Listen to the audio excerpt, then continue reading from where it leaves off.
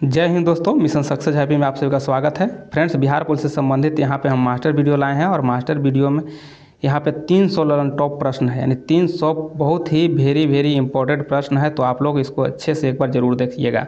और यहाँ पे एग्ज़ाम डेट आप लोग 7 अगस्त का है और इसी एग्ज़ाम डेट को देखते हुए आपको 300 प्रश्नों का यहाँ पे लाया। ऐसे टुकड़े बाय में मतलब पार्ट बाय पार्ट में यह वीडियो अपलोड है।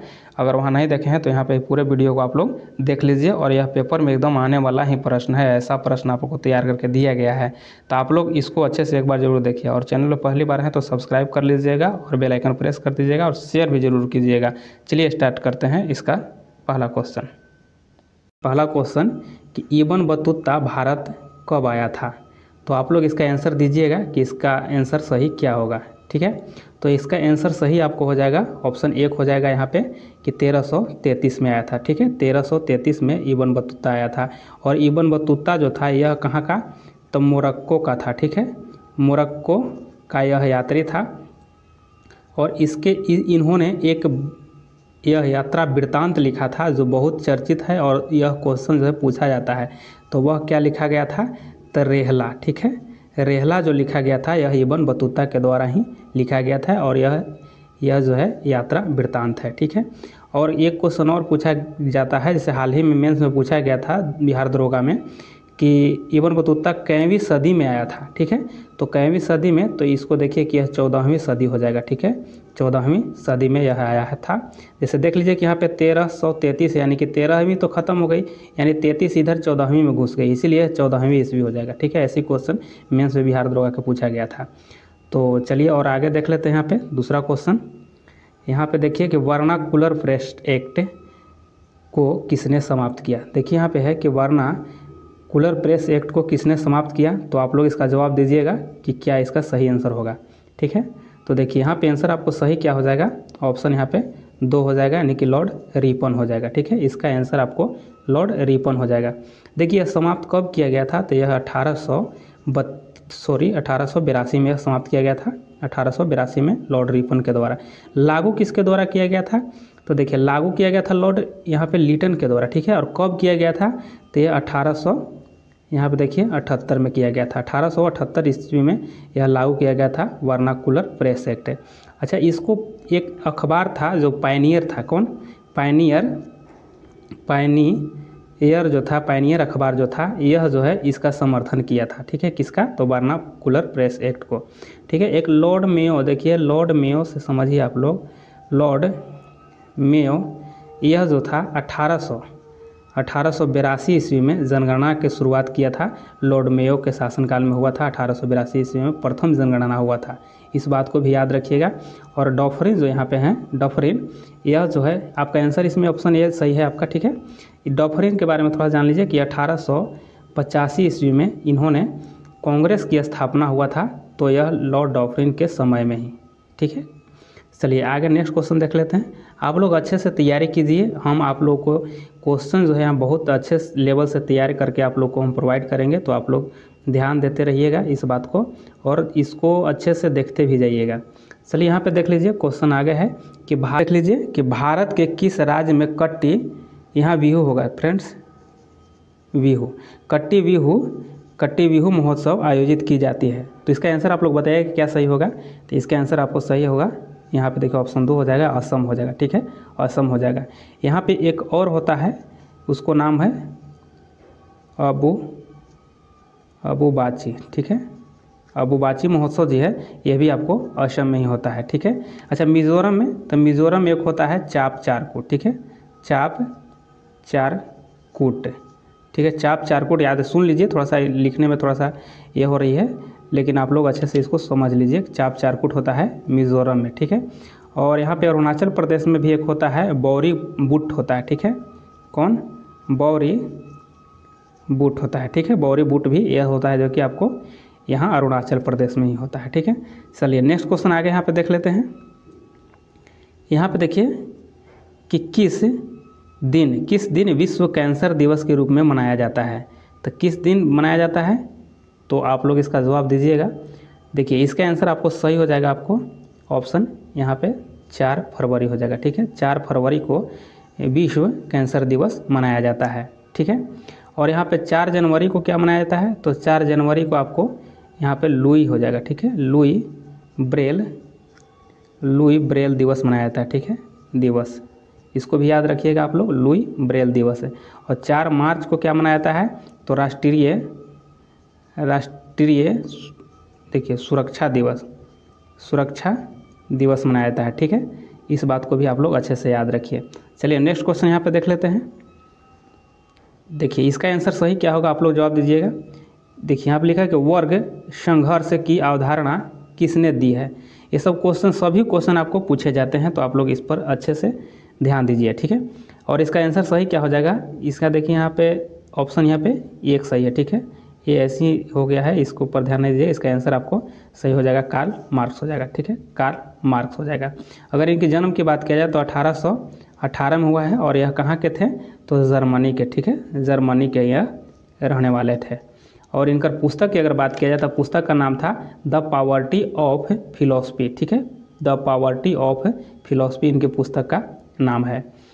चलिए आगे यहाँ पे यहाँ देखिए कि यहाँ पे है इस्माइल दुर्खिम। तो इस्माइल दुर्खिम का इनका जन्म जो है 1820 ईस्वी में हुआ था, और यह कहाँ हुआ था, सॉरी इनकी जन्म जो है 1800, ये नहीं गलत हो गया है, 1858 में हुआ था, ठीक है। और यह समाज शास्त्र के वैज्ञानिक विधि का प्रयोग किए थे, क्या, समाज शास्त्र के वैज्ञानिक विधि का प्रयोग किए थे, ठीक। चलिए आगे यहाँ पे देख लेते हैं दूसरी क्वेश्चन, ऑफ इंडिया किसे कहा जाता है। तो बताइए आप लोग किसे कहा जाता है, तो ऑप्शन यहाँ पे 2 सही हो जाएगा आपको, राजेंद्र सिंह हो जाएगा, ठीक है, राजेंद्र सिंह को वाटरमैन ऑफ इंडिया कहा जाता है। अच्छा यहाँ पे देखिए कैलाश संखला जी हैं, कैलाश संखला को क्या कहा जाता है, तो भारत के टाइगर मैन, यानी टाइगर मैन के नाम से जाने जाते हैं कैलाश संखला। और सुंदरलाल बहुगुणा को आप लोग जानते हो कि चिपको आंदोलन से संबंधित हैं, ठीक है, चिपको आंदोलन से संबंधित हैं। और यह जो हुआ था आंदोलन, चिपको आंदोलन, यह 1973 में हुआ था, और कहाँ हुआ था, चमोली जिला में हुआ था, यानी उत्तराखंड में, ठीक है, उत्तराखंड में हुआ था, चमोली जिला में, कब, तो 1973 में। इस सभी क्वेश्चन आपको बहुत वेरी इंपॉर्टेंट है, तो इसको अच्छे से याद रखिए आप लोग। चलिए यहाँ पे आगे देख लीजिए, यहाँ पे है कि कर्क रेखा किन राज्यों से होकर गुजरती है। तो आप लोग इसका बताइए कि यह किस किस राज्य से होकर गुजरता है। तो देखिए यहाँ पे आंसर आपको क्या हो जाएगा सही, आपको देखिए यहाँ गुजरात हो जाएगा, झारखंड और त्रिपुरा, यह आपको सही इसमें है, ठीक है। और देखिए यह 8 राज्य से होकर के गुजरता है, ठीक है, 8 राज्य से होकर गुजरता है। तो आप लोग सभी जानते होंगे, एक ट्रिक है कि मित्र पर गमछा झार, इस तरह से याद रखिएगा, नहीं तो गुराम छझ पत्रिमी याद रखिएगा। तो यहाँ पे आपको 8 राज्य से होकर गुजरती है। और यह जो है, अगर यह भूमध्य रेखा से उत्तर में है, और कितना है, तो यह 23.5 डिग्री आपको यह जो है अक्षांश गुजरती है, और भूमध्य रेखा के उत्तर से, ठीक है। चलिए आगे देख लीजिए, आपको इसको याद रखिएगा, क्वेश्चन कहीं ना कहीं पूछी जाती है कितने राज्यों से, तो ये सभी राज्य आप लोग को याद रखना है, गुराम छझ पत्रिमी करके याद कर लीजिएगा, ट्रिक है। चलिए नेक्स्ट क्वेश्चन आगे यहाँ पे देखते हैं। नेक्स्ट क्वेश्चन आपको हो जाए कि बेरी रोग किस विटामिन की कमी से होता है। तो देखिए बेरी जो होता है किसकी कमी से होता है, तो यहाँ पे ऑप्शन आपको क्या सही हो जाएगा, यहाँ पे ऑप्शन 2 सही हो जाएगा आपको, विटामिन B1 की कमी से होता है, क्या, तो B1, यहाँ विटामिन B1। और इसका नाम क्या है, अगर यहाँ पे रासायनिक नाम पूछा जाए तो इसको थायमिन कहा जाता है, थायमिन, ठीक है, इसको थायमिन कहा जाता है। और यहाँ पे देखिए ये जो है इसको क्या कहा जाता है, तो इसको रेटिनॉल कहा जाता है, रेटिनॉल कहा जाता है, ठीक है, इसको याद रखिएगा। और यहाँ पे C है, इसको क्या कहा जाता है, तो C को एस्कॉर्बिक अम्ल कहा जाता है, ठीक है, एस्कॉर्बिक अम्ल कहा जाता है। और यहाँ देखिए विटामिन B12 इसको क्या कहा जाता है, तो इसको कहा जाता है साइनोकोबालामिन, ठीक है, साइनोकोबालामिन कहा जाता है, इसको भी याद रखिएगा। ये सभी क्वेश्चन पूछे जाते हैं, तो इसको अच्छे से आप लोग याद रखते रह जाइएगा। यहाँ पे आगे क्वेश्चन देख लेते हैं कि स्टार्च से क्या संबंध है। देखिए कि स्टार्च से क्या संबंध है, तो इसमें देखिए इसमें कौन से संबंधित है स्टार्च, तो यहाँ पे देखिए ऑप्शन आपको क्या हो जाएगा, इसका आंसर आपको सही हो जाएगा ऑप्शन यहाँ पे ये यानी ग्लूकोज हो जाएगा, ठीक है, ग्लूकोज सही हो जाएगा। और इसके सूत्र की बात किया जाए तो C6H12O6 हो जाएगा, ठीक है, यह सही हो जाएगा। और यह जब फ्रुक्टोज जो है आपको, फ्रक्टोज यह सबसे मीठा होता है, ठीक है, सबसे मीठा होता है, जिसे हम लोग शहद, ठीक है, यह शहद जो है आपको यह फ्रुक्टोज होता है, सबसे मीठा होता है। चलिए आगे यहाँ पे देख लेते हैं कि किस विटामिन को हार्मोन भी कहते हैं। देखिए इसका आंसर सही क्या होगा, तो इसका आंसर आपको सही क्या हो जाएगा, ऑप्शन आपको यहाँ पे 3 सही हो जाएगा, यानी विटामिन डी को हम हार्मोन कहते हैं, ठीक है। और यह डी जो है यह मछली के लीवर में भी पाया जाता है, विटामिन डी, इसको अच्छे से याद रखिएगा। चलिए नेक्स्ट क्वेश्चन आगे देख लेते हैं। देखिए हीमोग्लोबिन में कौन सी धातु होती है, हीमोग्लोबिन में कौन सी धातु होती है, तो देखिए यहाँ पे आंसर आपको क्या हो जाएगा, ऑप्शन 3 सही हो जाएगा, ठीक है। यहाँ के Fe+ जो है ये आपको हीमोग्लोबिन में पाया जाता है, ठीक। चलिए नेक्स्ट क्वेश्चन आगे देख लेते हैं। यह सूर्य तथा पृथ्वी के बीच न्यूनतम दूरी कब होती है, सूर्य और पृथ्वी के बीच जो न्यूनतम दूरी होता है यह कब होता है, तो देखिए इसका आंसर क्या हो जाएगा सही, इसका आंसर आप लोग बताइएगा क्या सही होगा, इसका आंसर ऑप्शन 4 सही हो जाएगा, ठीक है। यानी 3 जनवरी को सबसे न्यूनतम होता है, 3 जनवरी को सबसे न्यूनतम होता है। 22 दिसंबर क्या होता है, तो इसको मकर संक्रांति कहा जाता है, ठीक है, संक्रांति कहा जाता है। 21 जून जो है यह 21 जून को क्या होता है, उत्तरी गोलार्ध में दिन बड़ा और रात छोटा होता है, ठीक है। इसमें दिन जो है ना, दिन जो है इसमें बड़ा होता है और रात जो है रात छोटा होता है 21 जून को, ठीक है। अच्छा एक और पूछा जाता है, इसको क्या कहा जाता है, तो देखिए इसको कहा जाता है उपसौर, याद रखिएगा उपसौर कहा जाता है, इसको उपसौर कहा जाता है। जो 3 जनवरी को होता है न्यूनतम जो दूरी होता है इसको उपसौर कहा जाता है। और एक इसमें हो जाता है 4, इसको याद रखिएगा एकदम बहुत इंपॉर्टेंट है, 4 जुलाई, ठीक है, 4 जुलाई, ठीक है, 4 जुलाई जो है इसको कहा जाता है क्या, तो अपसौर, ठीक है, अपसौर, ठीक है। यह क्वेश्चन पूछा जाता है। और इस दिन क्या होता है, इस दिन सबसे दूर होता है, ठीक है, इस दिन सबसे न्यूनतम होता है 3 को, ठीक है, लेकिन 4 को सबसे दूर होता है, इसको अपसौर कहा जाता है, इसको उपसौर कहा जाता है। वो देखिए उप माने ऐसे छोटा होता है, जैसे कहिए मुख्यमंत्री और एक उप मुख्यमंत्री, तो यानी मुख्यमंत्री से नीचा होता है उप, इसीलिए 3 जनवरी को। और यहाँ पे अप माने क्या होता है, ऊपर होता है, यानी 4 जुलाई को, इसको याद रखिएगा, ठीक है। चलिए नेक्स्ट क्वेश्चन आगे यहाँ पे देखते हैं। यहाँ पे है कि रात्रि के समय आकाश में कौन सा ग्रह लाल दिखता है, तो देखिए इसमें लाल कौन दिखता है, तो इसमें आप लोग को पता होगा कि इसमें आंसर क्या सही होगा, तो इसका ऑप्शन सही एक हो जाएगा, मंगल हो जाएगा, ठीक है। मंगल ग्रह जो है यहाँ लाल दिखाई देता है। और लाल दिखने का कारण क्या है, तो आयरन ऑक्साइड, ठीक है, आयरन ऑक्साइड के कारण यह जो है लाल दिखाई देता है, ठीक है। बृहस्पति यह सबसे बड़ा होता है, ठीक है, यह बड़ा सबसे बड़ा। बुध जो है छोटा होता है, छोटा ग्रह है, ठीक है, बुध छोटा है। और शुक्र देखिए, शुक्र को क्या कहा जाता है, तो भोर का तारा कहा जाता है, भोर का तारा कहा जाता है। पृथ्वी की जुड़वा बहन भी कहा जाता है, ठीक है, ये सभी याद रखिएगा। चलिए आगे यहाँ देख लेते हैं। यहाँ पे नेक्स्ट क्वेश्चन हो जाए कि यूरिया है, तो देखिए इसमें से यूरिया कौन है, आप लोग बताइएगा इसका आंसर सही क्या होगा। इसका आंसर सही आपको ऑप्शन 4 हो जाएगा, नाइट्रोजन यहाँ पे उर्वरक हो जाएगा, ठीक है, यह सही आपको आंसर। चलिए नेक्स्ट क्वेश्चन आगे देख लेते हैं।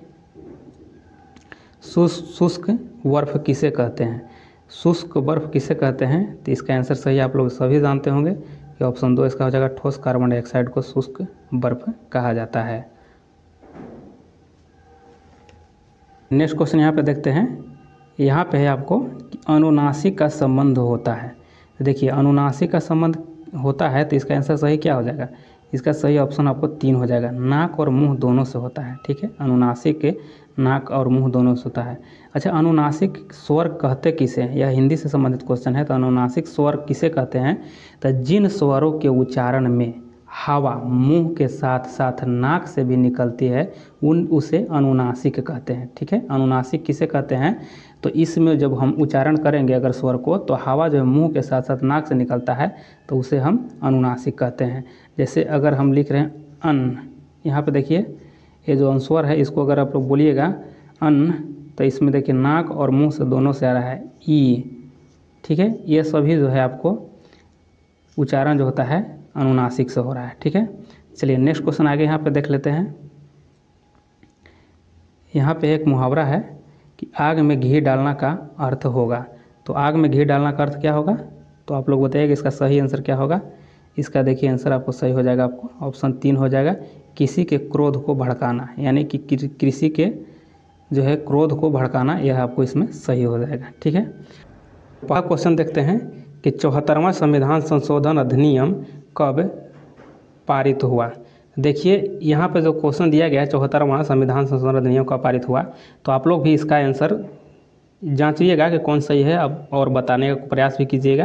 तो देखिए इसका आंसर सही आपको ऑप्शन 4 हो जाएगा कि 1993 हो जाएगा। ठीक है, 1993 में हुआ था और यह 1 जून को, ठीक है 1 जून 1993 को लागू हुआ था। ठीक है, और यह जो है आपको नगर पालिका से संबंधित है। ठीक है, नगर पालिका से संबंधित है, यह आपको हो जाएगा 74वां संविधान संशोधन नगर पालिका से संबंधित है। अच्छा एक बात और जान लीजिए कि संविधान जो होता है संशोधन किया जाता है, तो संशोधन कितने अनुच्छेद में है, तो संशोधन आपको 368 अनुच्छेद में वर्णन किया गया है, संविधान जो संशोधन होता है उसका। ठीक है, तो याद रखिएगा संविधान संशोधन कितने में है, तो 368 में है। ठीक, एक बात और जान लीजिए कि यह जो है आपको जो 74वां जो संविधान संशोधन है जो नगर पालिका है, यह कईवीं सूची में है, अनुसूची, तो देखिए 12वीं अनुसूची में। ठीक है, 12वीं अनुसूची में इसका वर्णन किया गया है। ठीक है, और 11वां में क्या है, तो 11वीं में आपको पंचायत से संबंधित है। ठीक है, 11वीं में आपको पंचायती राज से संबंधित है। और कुल टोटल कितने अनुसूची हैं, तो कुल टोटल 12 अनुसूची है। ठीक है, अनुसूची जो आपको हो जाएंगे, यह आपको कुल टोटल 12 अनुसूची हो जाएंगे। ठीक है, एक और समझ लीजिए यहाँ पे फ्रेंड्स, जो 10वीं अनुसूची बहुत ही क्वेश्चन बार बार पूछी जाती है, 10वीं अनुसूची जो है यह दल बदल से संबंधित है। ठीक है, दल बदल से संबंधित है। ठीक है, और यह जो है कितने संविधान संशोधन में हुआ था, तो यह 52वां में हुआ था। ठीक है, 52वां। ऐसे याद रख सकते हैं कि 5 साल के लिए वोट दो। ठीक है, 5 साल के लिए वोट दो। नेताजी आते हैं तो कहते हैं कि 5 साल के लिए वोट दो, यानी कि 52। ठीक है, तो यह आपको दल बदल से संबंधित है। यानी दल बदल इसलिए हो कि एक पार्टी से दूसरे पार्टी में जब दल को बदलते हैं तो वहाँ पर यह नियम लग जाता है। ठीक है, यह वहाँ प्रावधान होता है। तो 10वीं यहाँ पे अनुसूची जो है दल बदल से संबंधित है, 52वां संविधान संशोधन। ठीक है, चलिए नेक्स्ट क्वेश्चन आगे देख लेते हैं। ये सभी एक्स्ट्रा फैक्ट जो आपको लोग को बता रहे हैं फ्रेंड्स, तो यह आपको बहुत एग्जाम में काम देने वाला है। चलिए दूसरा क्वेश्चन देखते हैं कि भारतीय संविधान के प्रस्तावना किस देश के संविधान से प्रेरित है। ठीक है, कहाँ से लिया गया है प्रस्तावना, तो यह देखिए आपको ऑप्शन इसमें एक सही हो जाएगा, अमेरिका से हो जाएगा। ठीक है, अमेरिका से है। और एक बात और जान लीजिए कि प्रस्तावना में संशोधन जो हुआ था, तो वह 42वां संविधान संशोधन जो हुआ था। ठीक है, 42वीं संविधान संशोधन, तो यह कब हुआ था, तो 1976 में। यह बात को याद रखें, बहुत बार क्वेश्चन पूछे जाते हैं। ठीक है, और इसी में जोड़ा गया था। ठीक है, इसी में 3 शब्द जोड़ा गया था। कौन कौन, तो एक देख लीजिए समाजवादी जोड़ा गया था, दूसरा में क्या जोड़ा गया था, तो इसमें अखंडता जोड़ा गया था। ठीक है, अखंडता। ठीक है, अखंडता को जोड़ा गया था। फिर एक और क्या जोड़ा गया था, तो पंथ निरपेक्ष। ठीक है, पंथ निरपेक्ष, यहाँ शॉर्ट लिख रहे हैं फ्रेंड्स, आप लोग सुनिए इसको अच्छा से। ठीक है, एक समाजवादी, अखंडता और पंथ निरपेक्ष को जोड़ा गया था 42वां संविधान संशोधन। इसमें दे देता है कि इसमें से कौन नहीं जोड़ा गया था। ठीक है, और 4 दे देगा ऑप्शन, जो में इसमें रहेगा समाजवादी, अखंडता और पंथ निरपेक्ष रहेगा, और एक अलग रहेगा। ठीक है, तो उसको आपको पहचानना होगा। तो ये चीज़ याद रखिएगा, समाजवादी, अखंडता और पंथ निरपेक्ष को जोड़ा गया था यहाँ पे 1976 में 42वां संविधान संशोधन में। प्रस्तावना में और समझ लीजिए कि इसमें 3 प्रकार के न्याय हैं। ठीक है, न्याय जो है कितने प्रकार के हैं, तो न्याय 3 प्रकार का है। ठीक, न्याय 3 प्रकार के हैं। और स्वतंत्रता कितने प्रकार के हैं, देखिए स्वतंत्रता जो हो जाएगा आपको, स्वतंत्रता यह आपको 5 प्रकार के है। ठीक है, 5 प्रकार के स्वतंत्रता है, 3 प्रकार के न्याय है। तो एक क्वेश्चन पूछा जाता है कितने प्रकार के न्याय है, तो 3 प्रकार के। कौन कौन हो जाएगा, तो सामाजिक न्याय, आर्थिक न्याय और राजनैतिक न्याय। ठीक है, और 5 प्रकार के जो यहाँ पे स्वतंत्रता दिया गया है, यह क्या होगा, तो विचार का स्वतंत्रता, अभिव्यक्ति की स्वतंत्रता, विश्वास का स्वतंत्रता, धर्म का स्वतंत्रता और उपासना का स्वतंत्रता। ये सभी यहाँ पे 5 स्वतंत्रता दिया गया है प्रस्तावना में। ठीक है, और अगर लागू की बात किया जाता है तो कब हुआ था यह लागू नहीं, पहले बात ये समझ लीजिए कि यह 26 नवंबर को 1949 को यह क्या हुआ था, तो यह अंगीकृत हुआ था अधिनियमित। देखिए पूछा जाता है अंगीकृत, अधिनियमित इसको आत्मसमर्पित कब हुआ था, ऐसे ऐसे क्वेश्चन पूछे जाते हैं। अंगीकृत कब किया गया था, और अधिनियमित कब हुआ था, आत्मसमर्पित कब हुआ था। तो ये सभी क्वेश्चन आप लोग को याद रखना होगा कि यह 26 जनवरी 1949 को ये सब हुआ था। अंगीकृत, अधिनियमित और आत्मार्पित हुआ था, ठीक है। और लागू की बात करें तो 26 जनवरी 1950 में लागू हुआ था। 26 जनवरी 1950 को लागू हो गया था यह प्रस्तावना। तो ये सभी एक्स्ट्रा फैक्ट आप लोग को जो बता रहे हैं ये सभी अच्छे से आप लोग याद करिएगा। चलिए आगे यहाँ पे देख लेते हैं। यहाँ पे है कि छठी अनुसूची में किस राज्य के जनजातीय क्षेत्र के प्रशासन का उपबंध है, यानी छठी अनुसूची में किस राज्य के जनजातीय क्षेत्र का प्रशासन का उपबंध बताया गया है। तो यहाँ पर देखिए ऑप्शन दिया गया है 4, कौन सही होगा इसमें, ठीक है। तो इसमें सही कौन होगा, तो इसका देखिए इसमें हो जाएगा असम, मेघालय, त्रिपुरा, मिजोरम, ठीक है। असम हो जाएगा, यहाँ पे देखिए असम, मेघालय, त्रिपुरा, मिजोरम, ये आपको ऑप्शन सही हो जाएंगे। यह 4 जो दिया गया है राज्य, इसी का यहाँ पे छठी अनुसूची में वर्णन किया गया है, और यह जनजातीय क्षेत्र के प्रशासन का उपबंध किया गया है। तो इसको अच्छे से आप लोग याद रखिएगा, क्वेश्चन पूछे जाते हैं। इसमें से कोई एक ऑप्शन नहीं दे देगा, जैसे इसमें देखिए कि इसमें अरुणाचल प्रदेश को घुसा दिया गया है, तो इस तरह से रहेगा ऑप्शन, तो आपको पकड़ना पड़ेगा, ठीक है। इसका आंसर आपको ऑप्शन 3 सही हो जाएगा। चलिए, और अगर यहाँ पर जानना चाहें कि तीसरी अनुसूची में क्या है, तीसरी अनुसूची में क्या है, तो तीसरी अनुसूची में मंत्रियों, संसद और विधायकों के शपथ की बात किया गया है, ठीक है। शपथ की बात किया गया है, ठीक है, तीसरी अनुसूची में। तो ये सभी बात को अच्छे से याद रखना है। चलिए आगे देख लेते हैं। यहाँ पे क्वेश्चन देख लेते हैं आगे कि सीवी रमन को नोबेल पुरस्कार कब दिया गया था। तो देखिए इनका नोबेल पुरस्कार कब दिया गया था, तो यह 1930 में दिया गया था, ठीक है। 1930 में दिया गया था, और यह संबंधित किस चीज़ से थे, किस चीज़ से नोबेल पुरस्कार मिला था, तब भौतिक क्षेत्र में, ठीक है। भौतिक क्षेत्र में सीवी रमन जी को नोबेल पुरस्कार मिला था 1930 में। 13 में किन को मिला था, तो रविंद्रनाथ टैगोर को, याद रखिएगा रविंद्रनाथ टैगोर को, और यह साहित्य के क्षेत्र में, ठीक है, साहित्य के क्षेत्र में इनको मिला था, ठीक। और यहाँ पे 2001 लिखा गया है, यहाँ पे किन को मिला था, यहाँ पे देख लीजिए आप लोग कि 2001 में मिला था बी एस नैपाल को, ठीक है, नैपाल, बी.एस. नैपाल को मिला था, और साहित्य के क्षेत्र में, ठीक है, साहित्य के क्षेत्र में। तो ये सभी जो हम एक्स्ट्रा फैक्ट आप लोग को बता रहे हैं, तो इसको अच्छे से समझिएगा। मान लीजिए आपको हम बताएं कि ये क्वेश्चन नहीं आया, तो एक क्वेश्चन आ सकता है, ये क्वेश्चन आ सकता है, ये भी आ सकता है, इस तरह से किस क्षेत्र में पूछ देगा, ठीक है। फिर एक बात और देख लीजिए, शांति में, ठीक है, शांति के क्षेत्र में कब मिला था और किनको मिला था। सबसे पहले तो मदर टेरेसा को, ठीक है, मदर टेरेसा को, ठीक है, मदर टेरेसा को कब मिला था, तो यह 1979 को मिला था, ठीक है। 1979 को मदर टेरेसा को मिला था, और शांति के क्षेत्र में मिला था, ठीक है। एक और देख लीजिए कि 2014 में कैलाश सत्यार्थी को मिला था शांति के क्षेत्र में, ठीक है। किनको, कैलाश सत्यार्थी, ठीक है, कैलाश सत्यार्थी को मिला था 2014 में शांति के क्षेत्र में, और शांति के क्षेत्र में मिला है मदर टेरेसा को। तो जितना इसमें एक्स्ट्रा फैक्ट बताए हैं फ्रेंड्स, तो ये सभी आप लोग याद रखिएगा। चलिए आगे यहाँ पर देख लीजिए, नेक्स्ट क्वेश्चन है कि उलान बटोर किस देश की राजधानी है। तो आप लोग बताइएगा किसका हो जाएगा, तो यहाँ मंगोलिया हो जाएगा, ठीक है। ऑप्शन 2 इसमें सही हो जाएगा, मंगोलिया का राजधानी जो है ना उलान बटोर है, ठीक है। और यहाँ पे एक्स्ट्रा इसमें समझ लीजिए कि यमन जो है यह किसका हो जाएगा, तो यह साना, ठीक है, यह यमन का साना हो जाएगा। फिर साइप्रस जो है, यहाँ पे देखिए साइप्रस को निकोसिया है, ठीक है, निकोसिया हो जाएगा। और सीरिया का कहाँ हो जाएगा, तो सीरिया का दमिश्क होता है, ठीक है, दमिश्क राजधानी सीरिया का है, ठीक है। अच्छा, एक और चर्चित में जैसे यूक्रेन के साथ यहाँ पे रूस के जो युद्ध हो रहा था, तो यूक्रेन का राजधानी अगर पूछ दिया जाए तो यूक्रेन का कहाँ हो जाएगा, तो यूक्रेन का आपको हो जाएगा कीव, ठीक है, कीव। ये सभी क्वेश्चन अच्छे से याद रखिएगा, कहीं ना कहीं क्वेश्चन आपको फंसे तो आप लोग इसे याद रखिए और वहाँ बनाने का प्रयास कीजिएगा।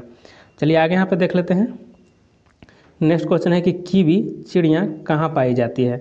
तो कीवी चिड़िया कहाँ पाई जाती है, तो देखिए यह न्यूजीलैंड में पाया जाता है। यहाँ पर ऑप्शन आपको 4 सही हो जाएगा, ठीक है। और यह ऐसी चिड़िया है जो उड़ने वाली नहीं है, यह उड़ नहीं सकती है, ठीक है, न्यूजीलैंड में।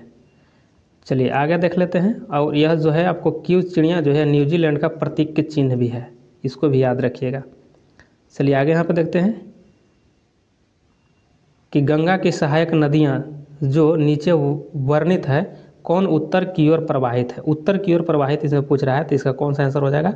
यहाँ पे ऑप्शन यहाँ पे 3 से हो जाएगा। सोन नदी जो है उत्तर की ओर प्रवाहित है। सोन नदी देखिए गंगा ऐसे निकलती है, तो इन्हें उत्तर से जब यहाँ से उत्तर की ओर प्रवाहित होते एक इधर यमुना भेज जाती है, ठीक है। यमुना नदी जो है और यहाँ पे सोन, यह जो है आपको उत्तर से प्रवाहित होकर के जा करके यहाँ पे यानी कहा जाए तो दाईं तरफ से मिल जाती है, ठीक है। और अगर इधर बाएं तरफ से इधर से देखा जाए इस साइड से, तो इधर आपको देख लीजिए कि गंडक हो जाएगा, गंडक भी मिलती है, कोसी है, फिर इधर घाघरा है, ठीक है। ये सभी इधर से आकर के मिलती है, ठीक है, यानी दक्षिण की ओर प्रवाहित होकर के मिलती है गंगा में, यानी बाईं तरफ से। ये सभी याद रखिएगा, आपको काम देने वाला है सभी एग्जाम में। चलिए नेक्स्ट क्वेश्चन आगे देख लेते हैं। यहाँ पर देखिए कि भारतीय नागरिकों को मौलिक कर्तव्य प्राप्त है, यानी भारतीय नागरिक को कितने मौलिक कर्तव्य प्राप्त है? तो देखिए इसका आंसर सही क्या हो जाएगा? तो इसका सही आंसर आपको ऑप्शन 3 हो जाएगा, ठीक है। इसका आंसर आपको 3 सही है। 11 है, ठीक है, 11 मौलिक कर्तव्य है। और यहाँ पे और समझ लीजिए कि यह जो है मौलिक कर्तव्य यह कहाँ से आया है? तो यह आपको रूस से आया, ठीक है, रूस से, सोवियत संघ रूस से यह प्राप्त किया गया है, यानी वहाँ के संविधान से इसको लिया गया है, ठीक है। यह मूल संविधान में इसका कहीं भी चर्चा नहीं था, ठीक है, मूल संविधान का यह भाग नहीं था, मौलिक कर्तव्य जो है यह मूल संविधान में नहीं था। तो यह कब आया? तो यह देखिए यह आया था 42वां संविधान संशोधन में, ठीक है, 42वां संविधान संशोधन हुआ था, उसी में इसको ऐड किया गया था। और यह कब हुआ था? तो 1976 में इसका हुआ था संविधान संशोधन, इसी में जोड़ा गया है। और इसमें देखिए फ्रेंड्स कि अगर भाग की बात किया जाए तो भाग 4 का क है, ठीक है, 4 के क में है। और अनुच्छेद की बात किया जाए तो अनुच्छेद आपको 51 का क में इसको रखा गया है मूल कर्तव्य का। और यहाँ पे फ्रेंड्स देख लीजिए कि यह किनके अनुशंसा पर लाया गया था मौलिक कर्तव्य?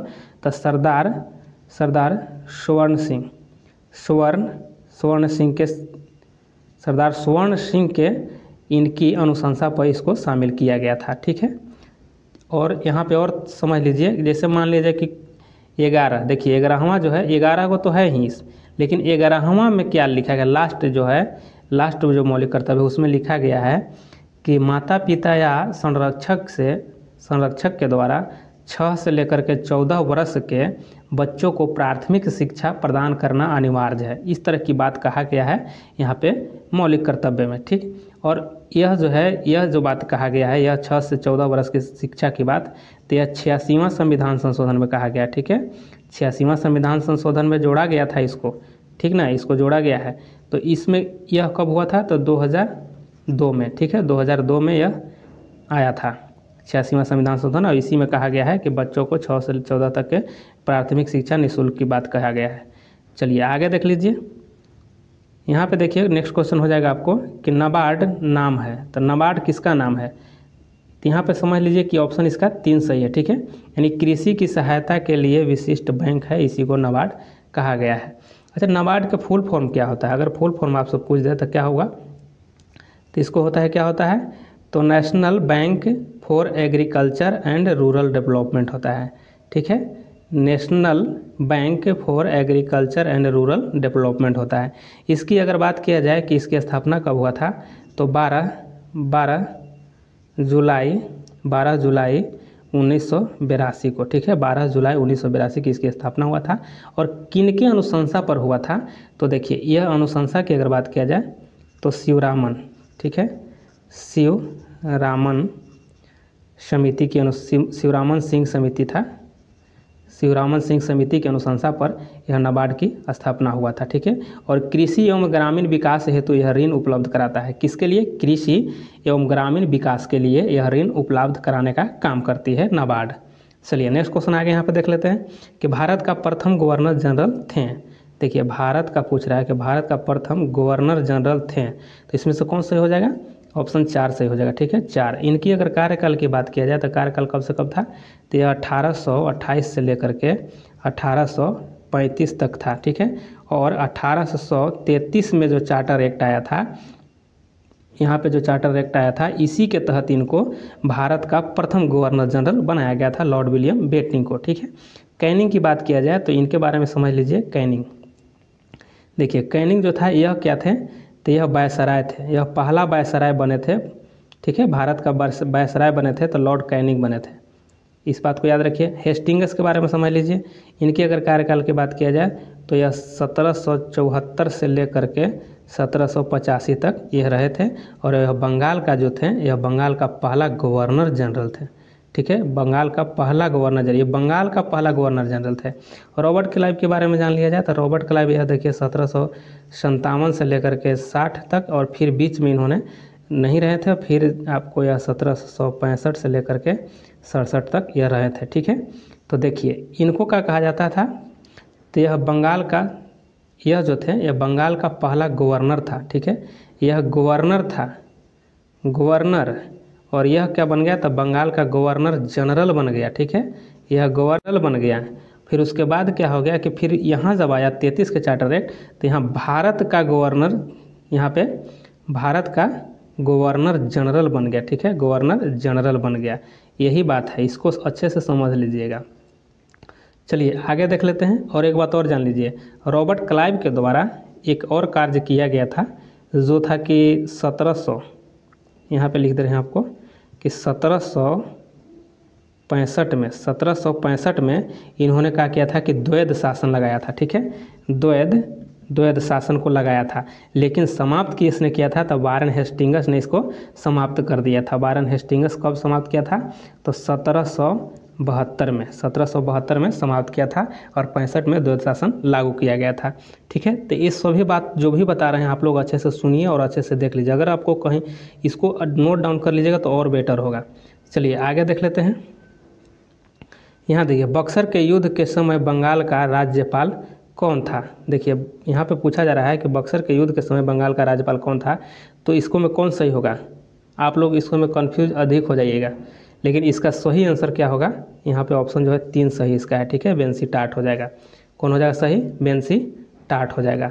यह देखिए बेंसी टाट के अगर शासन की बात किया जाए तो ये कब से कब तक राज्यपाल थे, तो 1759 से लेकर के 1764 तक थे, ठीक है, 64 तक इनकी कार्यकाल था। और 1764 में बक्सर का युद्ध हुआ था, ठीक है, बक्सर का याद रखिएगा जो युद्ध हुआ था, तो यह 1764 में हुआ था। उस समय यहाँ बंगाल का राज्यपाल यह है आपको बेंसी टाट थे। पूछा जाएगा आपको, चाहे गवर्नर पूछ देगा कि वहाँ बंगाल के गवर्नर कौन थे, ठीक है, तो यह आपको बेंसी टाट हो जाएंगे। अगर यहाँ पे अगर लॉर्ड क्लाइव आइएगा तो फंस जाइएगा, क्योंकि बीच में आपको बताए थे कि इनकी कार्यकाल बीच में, यहाँ पे इनकी कार्यकाल कब से कब था तो 1757 से 60 तक रहा था, ठीक है। फिर बीच में 1765 से यह 67 तक रहे थे, ठीक है, 1765 से 67 तक रहे थे। यह जो बीच में कार्यकाल खाली था तो उस समय यह बेंसी टाट थे, और इन्हीं के समय में यह बक्सर का युद्ध हुआ था। अगर नहीं याद होता है कि बेंसी टाट, तो ऐसे भी देखिए बक्सा है ना, ठीक है, बक्सा, तो बक्सा पर अगर टाट को उठाइएगा तो ढका जाता है टाट से, ठीक है, तो बेंसी टाट याद रखिएगा। बक्सर में बक्सा को ढका था टाट से, ठीक है, तो बेंसी टाट हो जाएंगे। चलिए इसको अच्छे से याद रखिए। हेक्टर मुनरो का क्या रोल था, तो बक्सर के युद्ध में अंग्रेज के तरफ से इन्होंने क्या किया था कि नेतृत्व किया था, ठीक है, इन्होंने नेतृत्व किया था अंग्रेज के तरफ से। और यही ऐसा युद्ध था बक्सर का युद्ध, उस समय से पूरे भारत पर अंग्रेज का प्रभुत्व बढ़ गया था, पूरा हो गया था, सभी जगह अंग्रेज छा गया था, ठीक है। चलिए आगे यहाँ पे देखते हैं लॉर्ड कर्जन की बात। तो कर्जन जानते हैं आप लोग कि यह 1905 की बात है, और 1905 में इन्होंने ये बंगाल विभाजन को इन्हीं के द्वारा कराया गया था, कर्जन के द्वारा, ठीक। ये सभी बात को अच्छे से याद रखिए। चलिए आगे यहाँ पे देख लेते हैं। ऐसे याद रखते हैं कि कर्जन कर्जा ले लिया था और बंगाल विभाजन करके मतलब बंटवारा कर दिया कर्जा लेकर के, तो कर्जन इस तरह से याद रखते हैं। चलिए आगे यहाँ पर देख लेते हैं कि वांडी वॉश का युद्ध कब हुआ था। तो वांडी वॉश का युद्ध कब हुआ था, तो देखिए यह हुआ था कब, तो इसका आंसर आपको ऑप्शन 2 से होगा, 1760 में हुआ था, ठीक है। वांडी वास का युद्ध जो है 1760 में हुआ था, और किसके बीच हुआ था, तो अंग्रेज और फ्रांसीसी के बीच हुआ था, ठीक है, जिसमें फ्रांसीसियों का पूरी तरह से यानी वांडी वास कर दिया था। न कहते हैं कि एकदम वॉशिंग मशीन में वास कर दिया, किसको, फ्रांसीसी को, अंग्रेज ने 1760 में, यानी हरा दिया था बुरी तरह से, ठीक है। यहाँ पे देखिए 1757 यह पलासी का युद्ध हुआ था, ठीक है, प्लासी का युद्ध हुआ था, इसमें अंग्रेज़ और सिराजुद्दौला के बीच हुआ था, जिसमें सिराजुद्दौला हार गया था, अंग्रेज़ भी जीत गया था। यहाँ 1761 की बात किया जाए तो यह पानीपत का दूसरा युद्ध है, ठीक है, दूसरा युद्ध है पानीपत का, ठीक है, पानीपत का दूसरा युद्ध है 1761 में। इसमें अहमद शाह अब्दाली और मराठा के बीच हुआ था, ठीक है, मराठा के बीच, जिसमें मराठा की हार हुई थी, ये हार गया था, अहमद शाह अब्दाली जीत गया था। अच्छा चलिए, पानीपत की दूसरा युद्ध, सॉरी यह तीसरा युद्ध था फ्रेंड्स, यह पानीपत का तीसरा युद्ध था, ठीक है, तीसरा था, ठीक है। तो दूसरा कौन था? तो दूसरा आपको हो जाएगा 1556 हो जाएगा, जो अकबर प्लस हेमू के बीच हुआ था, ठीक है, हेमू के बीच। उसके पहले था पहला, तो पहला कब हुआ था? पहला यानी 1 नंबर वाला, 1 नंबर वाला कब हुआ था? तो 1526 में हुआ था, जो कि बाबर और इब्राहिम लोदी के बीच हुआ था, जिसमें बाबर जीत गया था, इसमें अकबर जीता था दूसरा में, और तीसरा में अहमद शाह अब्दाली जीता था। तो ये सभी आप लोग डेट भी याद रखिएगा, आपको समय पर काम देगा एग्ज़ाम में। चलिए, इसका आंसर आपको सही था वांडे बस, आपको यहाँ ऑप्शन 2 यानी 1760 में। चलिए नेक्स्ट क्वेश्चन आगे देख लें कि राष्ट्रीय खेल दिवस कब मनाया जाता है? राष्ट्रीय खेल दिवस कब मनाया जाता है? तो इसका आंसर क्या हो जाएगा? ऑप्शन 1 सही हो जाएगा, 29 अगस्त, ठीक है, 29 अगस्त को राष्ट्रीय खेल दिवस मनाया जाता है। और किनके जन्मदिन पर मनाया जाता है, किनके जयंती पर मनाया जाता है? तो यह मेजर ध्यानचंद, ठीक है, मेजर ध्यानचंद की जयंती पर मनाया जाता है, ठीक है। चलिए, और मेजर ध्यानचंद को हॉकी का जादूगर भी कहा जाता है, इसको भी याद रखिएगा। 11 जुलाई को क्या होता है? तो 11 जुलाई को विश्व जनसंख्या दिवस मनाया जाता है। क्या? तो विश्व जनसंख्या दिवस मनाया जाता है। हम शॉर्ट में लिख रहे हैं फ्रेंड्स, आप लोग सुनिए और समझिए, ठीक है। 17 सितंबर यहाँ देखिए, 17 सितंबर को क्या मनाया जाता है? तो 17 सितंबर को आपको ओजोन, ठीक है, ओजोन परत संरक्षण दिवस मनाया जाता है। और 14 जून को क्या मनाया जाता है? तो 14 जून को आपको मनाया जाता है विश्व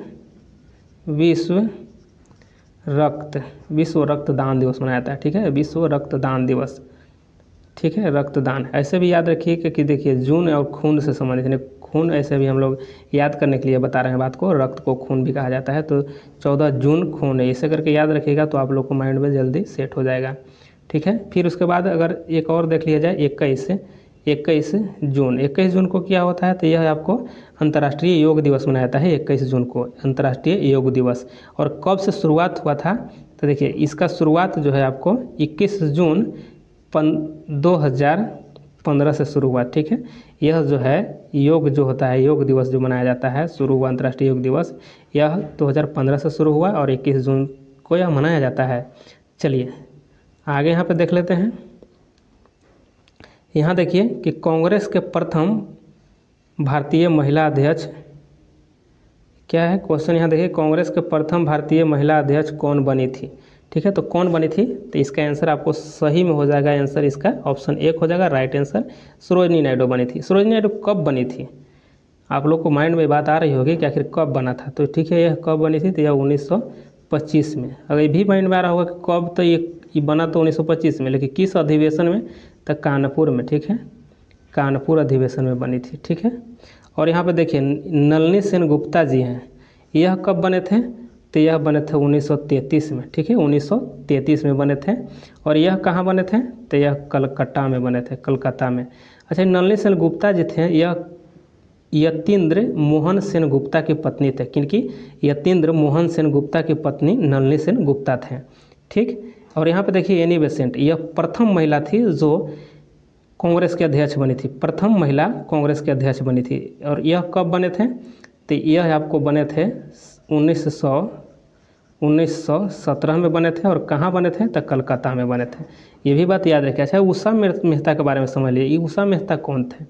तो देखिए यह उषा मेहता भारतीय स्वतंत्रता आंदोलन में यह बहुत सक्रिय काम किए थे। और इन्होंने रेडियो यानी भूमिगत रह के रेडियो संचालन किए थे, ठीक है। कब? तो यह 1942 का जो आंदोलन हुआ था, भारत छोड़ो आंदोलन, उस समय इन्होंने रेडियो से प्रसारण करते थे और रेडियो से सूचना बहुत देते थे, भूमिगत होकर यानी कि छुप करके, ठीक है। तो इनका भी बहुत बड़ा योगदान रहा है। तो चलिए आगे देख लेते हैं। ये सभी क्वेश्चन जितना भी एक्स्ट्रा फैक्ट बता रहे हैं फ्रेंड्स, आप लोग याद रखिएगा। थोड़ा सा और समझ लीजिए। देखिए सरोजनी, देखिए पहली बार तो आपको 17 में एनी बेसेंट महिला बनी, उसके बाद यहाँ पहले भारतीय बनी तो भारतीय यहाँ 25 में और यहाँ 33 में, ये सभी का अंतराल 8 वर्ष का है फ्रेंड्स।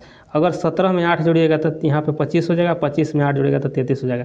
इसलिए इस बात को समझ लीजिए आप लोग कि 8 साल का अंतराल है। कभी भी आप लोग ये दिमाग में आए तो 8 साल का अंतराल रख लीजिएगा, जो कि महिला अध्यक्ष बनी थी कांग्रेस में। चलिए आगे यहाँ पे देख लेते हैं। घोड़ा का पर्यायवाची शब्द नहीं है। तो देखिए घोड़ा का पर्यायवाची कुछ हम हिंदी 1-2 क्वेश्चन भी ऐड किए हैं, तो आप लोग इसको बनाइएगा। तो कौन सही हो जाएगा इसमें? देखिए इसका आंसर सही हो जाएगा, ऑप्शन 4 हो जाएगा, कटक हो जाएगा। ठीक है, आगे क्वेश्चन यहाँ पे देख लेते हैं कि सरस्वती का पर्यायवाची शब्द नहीं है। तो सरस्वती का इसमें से कौन नहीं हो जाएगा? तो देखिए आप लोग इसका आंसर दीजिएगा। इसका ऑप्शन यहाँ पे देखिए 2 हो जाएगा, कमला। कमला नहीं है, बाकी सरदा हो जाएगा, यहाँ वाणी हो जाएगा और वीणा पानी भी हो जाएगा। चलिए नेक्स्ट क्वेश्चन आगे देख लेते हैं कि हाइड्रोजन के कितने समस्थानिक हैं। तो कितना हो जाएगा इसको फ्रेंड्स? देखिए इसका आंसर सही हो जाएगा, ऑप्शन आपको 3 इसमें हो जाएगा, यानी कि 3 समस्थानिक है। 3 समस्थानिक है। देखिए 3 है तो कौन कौन है, आप लोग इसको समझ लीजिए। 3 है तो कौन कौन है? देखिए एक है आपको प्रोटियम, प्रोटियम है। दूसरा आपको ट्राइटियम है, ट्राइटियम है। और तीसरा आपको हो जाएगा यहाँ देखिए ड्यूटेरियम। ठीक है, ड्यूटेरियम। ड्यूटेरियम को ही D2O कहा जाता है। ठीक है, D2O, इसको भारी जल भी कहा जाता है। ठीक है, भारी जल। और यह भारी जल और इसका भार की अगर बात किया है, अनुभार की, D2O ही है फ्रेंड्स।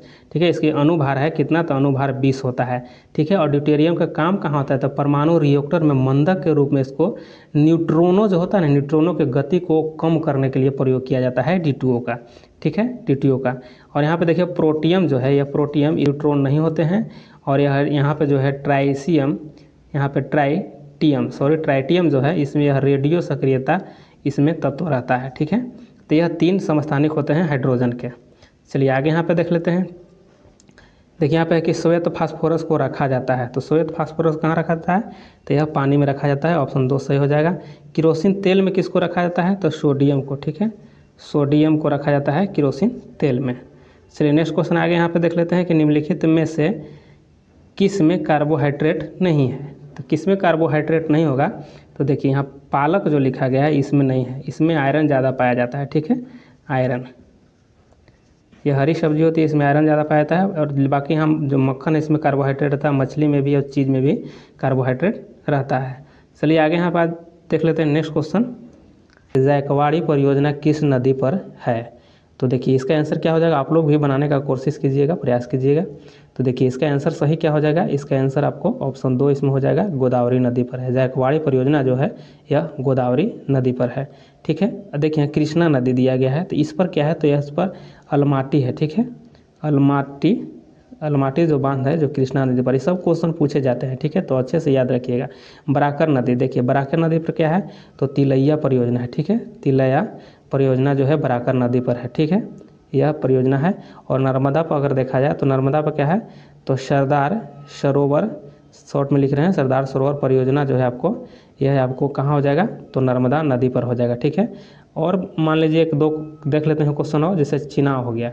ठीक है, चिनाव नदी पर कौन कौन है? तो दुलहस्ती है। ठीक है, दुलहस्ती परियोजना हो जाएगा आपको। फिर उसके बाद बगलिहार हो जाएगा, बगलिहार परियोजना है। फिर उसके बाद सलाल परियोजना है। ठीक है, सलाल परियोजना जो है यह है आपको, देखिए चिनाव नदी पर कौन कौन है? दुलहस्ती, बगलिहार और सलाल परियोजना, यह सभी जो है आपको चिनाव नदी पर है। ठीक है, और एक और देख लीजिए जैसे सतलज नदी पर, शॉर्ट में लिख रहे हैं फ्रेंड्स, आप लोग इसको समझने का प्रयास कीजिएगा। सतलज नदी पर क्या है?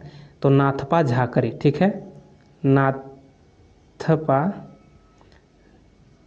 झाकरी। ठीक है, नाथपा झाकरी जो है ना फ्रेंड्स, यह आपको कहाँ है?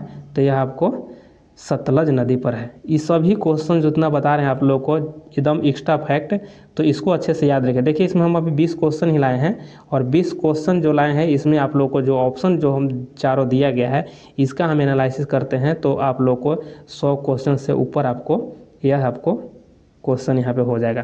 तो आप लोग इसको अच्छे से देखते जाइए, और बहुत ही अच्छा क्वेश्चन तैयार किए हम। चलिए आगे देख लेते हैं यहाँ पे देखिए यहाँ पे क्वेश्चन है आपको कि सुरेश तेंदुलकर समिति किस विषय से संबंधित है। तो आप लोग इसका जवाब दीजिए क्या है इसका सही आंसर। तो इसका सही आंसर आपको हो जाएगा 3 हो जाएगा, गरीबी रेखा से। गरीबी रेखा से संबंधित है सुरेश तेंदुलकर समिति। चलिए यहाँ बैंकिंग देख लीजिए, ये सब क्वेश्चन पूछे जाते हैं। तो बैंकिंग क्षेत्र से देख लेते हैं। तो बैंकिंग क्षेत्र से कौन हो जाएंगे, तो यहाँ देखिए ये हो जाएगा नरसिम्हन हो जाएगा, ठीक है, नरसिम्हन समिति हो जाएगा। फिर अगर यहाँ पे कर सुधार है तो कर सुधार से कौन है, तो यहाँ हो जाएगा आपको राजा चलैया हो जाएगा, ठीक है, चलैया समिति, याद रखिएगा इसको। और यहाँ केंद्र और जो राज्य दिया गया है केंद्र राज्य संबंध, तो इससे कौन समिति है, तो इसका हो जाएगा आपको मदन मोहन पुंछी, ठीक है, मदन मोहन पुंछी, ठीक है, पुंछी। यह आप याद रखिएगा कि केंद्र और राज्य से संबंधित जो है मदन मोहन पुंछी हो जाएगा। गरीबी रेखा से सचिन यहाँ पे तेंदुलकर हो जाएगा, तेंदुलकर समिति, सचिन तेंदुलकर नहीं।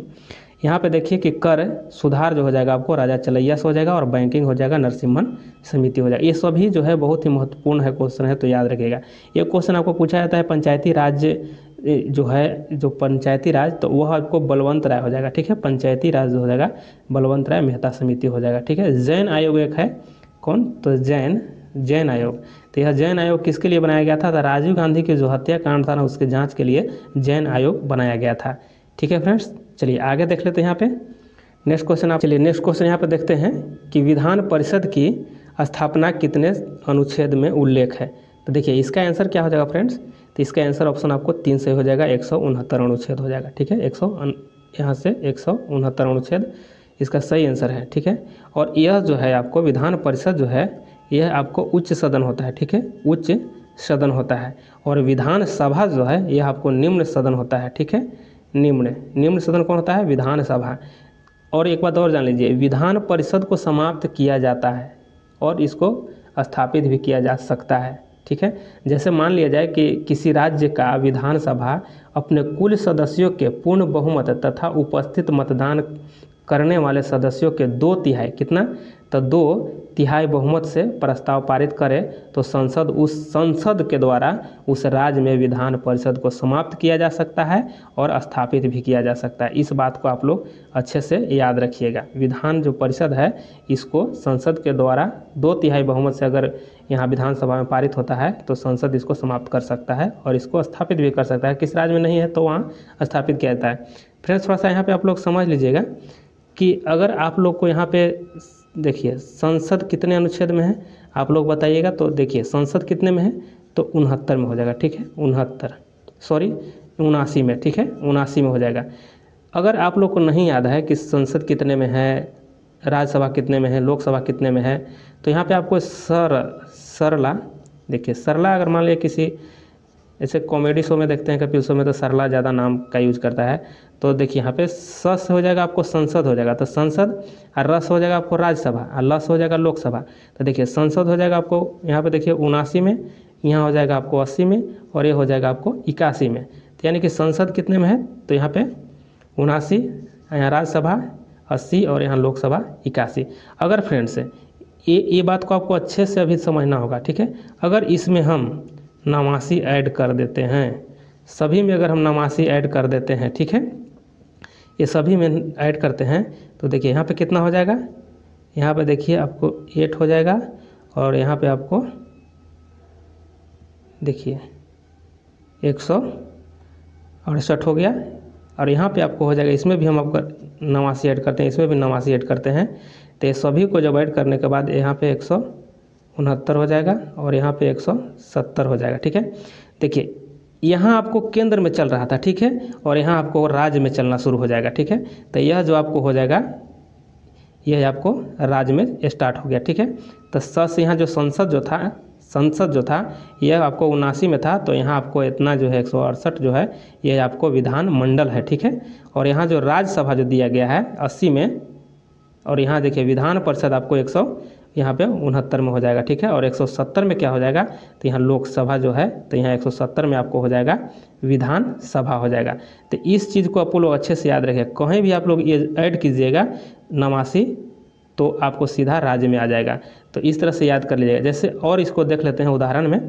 जैसे मान लीजिए महान्यायवादी होता है, ठीक है। महान्यायवादी जो है अनुच्छेद 76 में है, ठीक है। अनुच्छेद 76 में महान्यायवादी का वर्णन किया गया है। तो अगर इसमें हम नवासी ऐड करते हैं तो ये आपको 165 हो जाएगा, ठीक है। 165, तो यह 165 जो है ना, यह महाधिवक्ता हो गया, यानी राज्य में आ गया, ठीक है। तो इस तरह से आपको याद रखना है। जैसे फिर आप मान लीजिए 17 अवसान होता है, विघटन होता है। तो विघटन कितना में है? विघटन आपको 85 में है, ठीक है। 85 अनुच्छेद में। अगर इसमें हम 89 ऐड कर लेते हैं तो कितना हो जाएगा? इसमें 89 अगर ऐड करते हैं तो 174 हो जाएगा, ठीक है। 174 हो जाएगा। यहाँ पे देख लीजिए 174 हो गया। तो ये आपको कहाँ हो जाएगा? ये राज्य में आ गया। ये आपको केंद्र में यहाँ पे विघटन होता है। और किसके द्वारा विघटन किया जाता है? तो यह राष्ट्रपति के द्वारा यहाँ पे 17 अवसान और विघटन होता है, ठीक है। 85 के तहत अनुच्छेद। ये सभी इंपॉर्टेंट चीज़ें याद रखिएगा। और 174 में आपको राज्य में हो जाएगा। तो इसका राज्य में कौन करते हैं? तो राज्यपाल के द्वारा होता है, ठीक है। राज्यपाल के द्वारा किया जाता है विघटन, ठीक है। किसको? तो यहाँ पे विधानसभा को विघटन या 17 अवसान किया जाता है। तो इस बात को अच्छे से आप लोग समझ लीजिए। चलिए नेक्स्ट क्वेश्चन देखते हैं। यहाँ पे आप लोग को हो जाएगा क्वेश्चन, यहाँ है कि निम्नलिखित में से किस राज्य में विधान परिषद नहीं है? तो इसको बताइए आप लोग आंसर इसका क्या हो जाएगा? किस राज्य में विधान परिषद नहीं है? तो देखिए इसका जो मध्य प्रदेश है इसमें नहीं है, ठीक है। बाकी कर्नाटक में है, आंध्र प्रदेश में है, महाराष्ट्र में है। और कहाँ कहाँ है? तो देखिए 6 राज्य में है, ठीक है। याद रखिएगा विधान परिषद का जो सीट है जो 6 राज्य में है, ठीक है। तो 6 राज्य में कौन कौन हो जाएगा? तो इसका देख लीजिए यूपी हो जाएगा, एक यूपी हो जाएगा, ठीक है। बिहार हो जाएगा, बिहार हो जाएगा। उसके बाद आपको तेलंगाना हो जाएगा, ठीक है। तेलंगाना हो जाएगा। तो कितना हो गया? यहाँ देखिए कर्नाटक हो गया, आंध्र प्रदेश हो गया, यहाँ महाराष्ट्र हो गया, यूपी, बिहार और तेलंगाना हो गया। 6 राज्य हो गया। देखिए कर्नाटक में सीटों की अगर बात किया जाए तो कर्नाटक में कितना सीट हो जाएगा? कर्नाटक में 75 सीट है, ठीक है। 75 इसका सीट है विधान परिषद का। आंध्र प्रदेश में कितना है? तो आंध्र प्रदेश में 50 सीट है, ठीक है। तेलंगाना में कितना है? तो तेलंगाना में 40 है, याद रखिएगा तेलंगाना में 40 है। बिहार में कितना है? तो बिहार में 75 है, ठीक है। यूपी में कितना है? तो यूपी में 100 है। इस बात को सभी को याद रखिएगा। महाराष्ट्र में कितना है? तो महाराष्ट्र में आपको यहाँ पे 78 हो जाएगा। ये सभी याद रखिएगा। 6 राज्य तो पहले याद रख लीजिएगा, 6 राज्य कौन कौन है वो भी चीज़ें याद रख लीजिएगा। चलिए नेक्स्ट क्वेश्चन देखते हैं। यहाँ पे नेक्स्ट क्वेश्चन हो जाएगा आपको कि पेट्रोलियम उत्पादक देश का संगठन का मुख्यालय कहाँ है? यानी पेट्रोलियम उत्पादक देश जो है इस संगठन का मुख्यालय कहाँ है? तो इसका आंसर बताइएगा फ्रेंड्स। इसका आंसर ऑप्शन 3 सही हो जाएगा, यानी वियना में है। कहाँ है? वियना में है, ठीक है। और इसको क्या पेट्रोलियम उत्पादक देश किसको? ओपेक कहा जाता है, ठीक है। ओपेक, ठीक है, ओपेक कहा जाता है। तो इसकी स्थापना कौन हुआ था ओपेक का? तो इसकी स्थापना हो गया था आपको 1960 में। इसको याद रखिएगा, 1960 में हो गया था। और जैसे यहाँ मान लिया जेनेवा है, ठीक है। तो जेनेवा किसका मुख्यालय है? तो जेनेवा गैट का है, ठीक है, गैट का है। फिर उसके बाद आपको रेड क्रॉस का हो जाएगा, रेड क्रॉस का है, ठीक है। उसके बाद WTO का है। उसके बाद यूनाइटेड का है, ठीक है, यूनाइटेड का है। ये सभी का जो मुख्यालय है ये आपको जेनेवा में है, ठीक है। पेरिस में किसका है? तो पेरिस में इंटरपोल का है, ठीक है, इंटरपोल का है। ये बात को याद रखिएगा अच्छे से। और वाशिंगटन DC में जो है यहाँ पे आप लोग जानते होंगे कि IMF का है और विश्व बैंक का है, ठीक है। IMF का है और विश्व बैंक का है, ठीक है। तो ये सभी आप लोग अच्छे से याद कर लीजिए। अगर देखिए मान लीजिए ये क्वेश्चन नहीं आया, ठीक है, तो नहीं आया ये क्वेश्चन जो है पेट्रोलियम उत्पादक देश का जो संगठन वियना है ये नहीं आया, तो हो सकता है कि जिनेवा वाला पूछेगा, जिनेवा ना पूछ करके वाशिंगटन DC वाला या IMF का पूछ देगा। ये नहीं पूछा तो मान लीजिए इंटरपोल का मुख्यालय पूछ देगा तो पेरिस है। इस तरह से याद रखिएगा। इतना हम क्वेश्चन जो एक्स्ट्रा बता रहे हैं ये आपको बहुत ही आपको लाभ मिलने वाला है, तो इसको अच्छे से आप लोग समझते जाइए। चलिए आगे क्वेश्चन, अगला क्वेश्चन देखते हैं कि पराक्रम दिवस कब मनाया जाता है। फ्रेंड्स आप लोग को पता होना चाहिए कि पराक्रम जो दिवस है यह कब मनाया जाता है। तो यह है आपको 23 जनवरी को मनाया जाता है, ठीक है। ऑप्शन आपको 1 इसमें सही हो जाएगा। और यह मनाया किसके नाम पर जाता है? तो सुभाष चंद्र बोस जी के जयंती पर मनाया जाता है, ठीक। किसके? सुभाष चंद्र बोस जी के जयंती पर, ठीक है। 14 अप्रैल को यह जो है यह किसके नाम से मनाया जाता है? तो यह BR अम्बेडकर, ठीक है, BR अम्बेडकर साहब की जयंती पर मनाया जाता है। यह आपको 14 अप्रैल। अच्छा 23 मार्च जो है यह ऑप्शन में, ये इस दिन क्या होता है या क्या हुआ था? तो ये देखिए 23 मार्च को आपको भगत सिंह, सुखदेव और राजगुरु की शहादत दिवस यानी शहीद दिवस मनाया जाता है। अगर मान लिया जाए कि पूछ देता है क्वेश्चन, हम देखे हैं कई बार क्वेश्चन पूछा गया है कि इसमें भगत सिंह, सुखदेव, राजगुरु, और राजगुरु न दे करके कोई और दे देता है कि इसमें कौन कौन किनके किनके शहीदी दिवस है या शहीद दिवस है। तो देखिए आपको भंसुरा याद रखिएगा, ठीक है, भंसुरा। अब भंसुरा याद रखिएगा तो आपको फट से याद आ जाएगा कि भ से हो जाएगा भगत सिंह, सु से होगा सुखदेव और राज से हो गया राजगुरु। यही तीनों व्यक्ति का उस दिन फांसी दिया गया था। और 12 जनवरी को आप लोग जानते हैं कि युवा दिवस के रूप में मनाया जाता है। और इस जो दिवस मनाया जाता है विवेकानंद की जयंती पर मनाया जाता है, ठीक है। चलिए नेक्स्ट क्वेश्चन आगे देख लेते हैं। यहाँ पे आगे देख लेते हैं कि भूदान आंदोलन के प्रवर्तक कौन थे। देखिए इसका आंसर सही क्या हो जाएगा, तो इसका आंसर आपको ऑप्शन 1 हो जाएगा, विनोबा भावे हो जाएंगे, ठीक है। विनोबा भावे जो हैं, और इनके द्वारा जो है भूदान आंदोलन के जो विनोबा भावे जो प्रवर्तक हुए, इनके द्वारा एक आश्रम बनाया गया था। तो क्या नाम था, पवनार, ठीक है, पवनार आश्रम बनाया गया था। तो इस बात को भी याद रखिएगा। बाबा आमते हैं, ठीक है, बाबा आमते जो हैं इनके द्वारा बनाया गया था क्या, तो आनंद, ठीक है, आनंद वन, ठीक है, आनंद वन जो इनके द्वारा स्थापित किया गया था, ठीक है। और यहाँ वुडरो विल्सन जो हैं इनके द्वारा क्या हुआ था, तो लीग ऑफ नेशन, ठीक है, league of Nations, league of Nations के यह जो है स्थापना किए थे।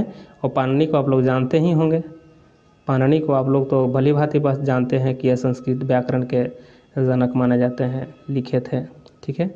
और एक अरविंद घोष के आप लोग देख लीजिए, अरविंद घोष के बारे में थोड़ा सा आप लोग समझ लीजिए कि अरविंद घोष जो है ओरीविले आश्रम इनके द्वारा स्थापित किया गया था। क्या, ओरीविले, ठीक है, ओरीविले जो आश्रम था यह अरविंद घोष के द्वारा किया गया था।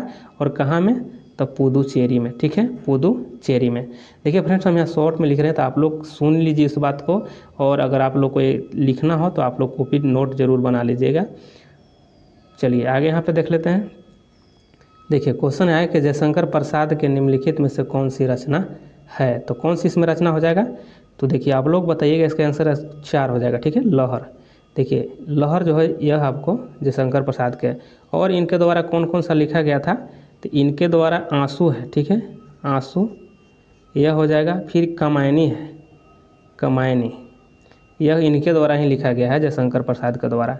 यहाँ पे देखिए ट्रेन टू पाकिस्तान यह खुशवंत सिंह के द्वारा लिखा गया था, किनके द्वारा, तो यह खुशवंत सिंह के द्वारा लिखा गया है। और यहाँ पे देख लीजिए कि यह आपको साहित्य लहरी हो जाएगा, तो यह सूरदास के द्वारा लिखा गया है, सूरदास के द्वारा। और पोस्ट ऑफिस जो है यह आपको रविंद्रनाथ टैगोर के द्वारा, ठीक है, रविंद्रनाथ टैगोर के द्वारा यह लिखा गया है। क्या, तो पोस्ट ऑफिस। और क्या क्या लिखा गया इनके द्वारा, तो गीता लिखा गया है, ठीक है, गीतांजलि, ठीक है, गीतांजलि।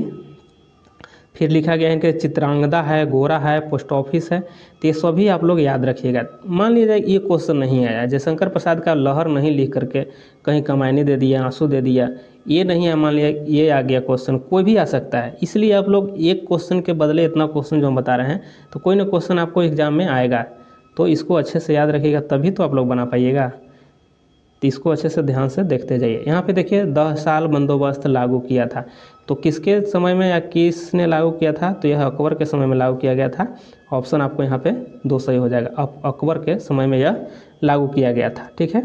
और 10 साल जो बंदोबस्त था यह जो लागू करने वाला था, तो यह किसने लागू किया था, तो यह टोडरमल के द्वारा लागू किया गया था, ठीक है। किसके द्वारा, 10 साल बंदोबस्त जो था टोडरमल, ठीक है, इसके द्वारा। यह क्या था, तो यह अकबर का दीवान था, ठीक है, अकबर का दीवान था टोडरमल। और दीन ए इलाही धर्म ने भी अकबर नहीं चलाया था, और यह कब, तो 1582 में दीन ए इलाही धर्म की स्थापना 1582 में स्टार्ट किया गया था। एक मनसबदारी प्रथा है, मनसबदारी, तो मनसबदारी भी अकबर के द्वारा ही चलाया गया था, ठीक है। और एक फ्रेंड्स यहाँ पर समझ लीजिए कि प्रसिद्ध चित्रकार का नाम क्या था अकबर के समय में, तो वह था, देखिए लिख रहे हैं, अब्दुल समद, ठीक है। अब्दुल समद जो था यह प्रसिद्ध चित्रकार था, लेकिन और चित्रकार था जो चर्चित है और क्वेश्चन में पूछा जाता है, तो वह दशवंत और बसावन, यह क्वेश्चन पूछा जाता है, तो ये सभी याद रखिएगा अच्छे से। और शिवाजी के समय में क्या था, तो सर देशमुख, आप लोग जानते होंगे कि सर देशमुख यह जो था कर, यह शिवाजी के द्वारा लागू किया गया था। चलिए नेक्स्ट क्वेश्चन आगे देख लेते हैं। शाहजहाँ के बारे में जानते हैं कि आगरा का किला इन्हीं के द्वारा बनाया गया था, ताजमहल भी बनाया गया था। चलिए आगे यहाँ पे देख लेते हैं। यहाँ अली गौहर के नाम से कौन जाना जाता है, अली गौहर के नाम से कौन जाना जाता है, तो आप लोग बताइएगा कि अली गौहर के नाम से कौन जाता है। देखिए फ्रेंड्स, इसका आंसर आपको सही क्या हो जाएगा, तो इसका आंसर आपको सही शाह आलम द्वितीय हो जाएगा। ऑप्शन 1 इसमें सही हो जाएगा। ठीक है, शाह आलम द्वितीय को ही अली गौहर कहा जाता है। ठीक है, यहाँ पे और क्वेश्चन देख लेते हैं कि बहादुर शाह, अगर यहाँ पे देख लिया जाए कि बहादुर शाह को क्या कहा जाता था, तो इसको देखिए मुअज्जम कहा जाता था, मुअज्जम। ठीक है, मुअज्जम के नाम से जाना जाता है बहादुर शाह। ये सब क्वेश्चन पूछा जाता है फ्रेंड्स, इसलिए इसको इग्नोर नहीं कीजिएगा आप लोग। जो भी हम बता रहे हैं आप लोग को इतना मेहनत करके, तो आप लोग इसको अच्छे से समझते जाइए, और ये सब इग्नोर करने वाला क्वेश्चन नहीं है। चलिए यहाँ पे देख लीजिए कि बहादुर शाह द्वितीय, बहादुर शाह द्वितीय जो हैं इनको क्या कहता था, तो जफ़र, जफ़र के नाम से जाना जाता है। और औरंगज़ेब को क्या कहता था, तो देखिए इनको कहता था आलमगीर। ठीक है, आलमगीर के नाम से जाना जाता था औरंगज़ेब। इसकी मृत्यु कब हुआ था फ्रेंड्स, देखिए 1707 में मृत्यु हुआ था। ठीक है, ये सभी याद रखिएगा आप लोग। चलिए नेक्स्ट क्वेश्चन आगे देख लेते हैं। यहाँ पे देखिए कि 10 मुख में कौन सा समास है। देखिए कुछ हिंदी का क्वेश्चन भी हम सेलेक्ट किए हैं, तो आप लोग इसको बताइएगा 10 मुख में कौन सा समास है। तो इसका सही आंसर क्या हो जाएगा, इसका हो जाएगा आपको ऑप्शन 2 हो जाएगा, बहुव्रीहि हो जाएगा। समझ गए, बहुव्रीहि हो जाएगा। अच्छा, बहुव्रीहि समास मतलब कैसे इसको हो जाएगा कि ये चीज़ होगा, तो इसको थोड़ा सा हम डिफिनेशन देख लेते हैं कि इसमें कोई पद प्रधान नहीं होता है। बहुव्रीहि में होता है कि कोई पद प्रधान नहीं होता है, इसमें दोनों पद मिलकर किसी तीसरे पद की ओर संकेत करता है। ये दोनों पद मिल करके किसी तीसरे संकेत तीसरे ओर करता है, तो वो यह आपको बहुव्रीहि हो जाएगा। ठीक है, जैसे नीलकंठ, नीला है कंठ जिसका, तो कौन हो गया, नीला है कंठ जिसका, शिव हो जाएंगे। ठीक है, तो यह नीलकंठ हो गया, तो यहाँ पे तीसरा पद यह शिव जी हो गए। ठीक है, और इसी तरह 10 मुख, 10 मुख मतलब क्या हो गया, दशानन हो गए, यानी रावण की बात कर रहा है। ठीक है, रावण की बात कर रहा है, समझ गए। इसी तरह से इसका आंसर आपको हो जाएगा बहुव्रीहि हो जाएगा। चलिए नेक्स्ट क्वेश्चन आगे देख लेते हैं। यहाँ देखिए दिया गया है क्वेश्चन, कौन सा समास है, देश प्रेमी में कौन सा हो जाएगा, तो इसका आंसर सही हो जाएगा आपको ऑप्शन 2 हो जाएगा कि तत्पुरुष है, तत्पुरुष।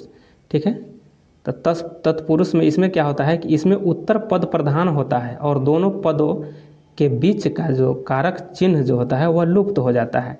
जैसे राजा का पुत्र, ठीक है, सॉरी, राजा का कुमार। ठीक है, कुमार, तो इसको क्या कहता है, राजकुमार।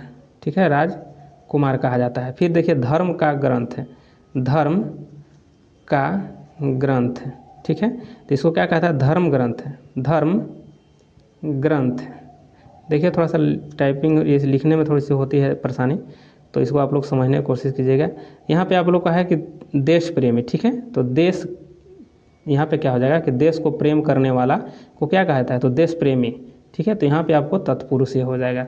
चलिए नेक्स्ट क्वेश्चन आगे देखते हैं कि मौखिक का विलोम शब्द बताना है। ठीक है, तो मौखिक का क्या हो जाएगा, तो यहाँ पे आपको मौखिक का लिखित हो जाएगा। नेक्स्ट क्वेश्चन आगे देख लेते हैं यहाँ पे कि कौन सा विकल्प किरण का पर्यायवाची नहीं है। तो इसमें किरण का जो पर्यायवाची कौन नहीं है, तो आप लोग बताने का प्रयास कीजिएगा। देखिए इसमें प्रकाश जो है किरण का नहीं है। ठीक है, प्रकाश जो है किसका हो जाएगा, यह ज्योति का हो जाएगा। ठीक है, ज्योति का हो जाएगा, प्रकाशमय का हो जाएगा, प्रदीप का हो जाएगा।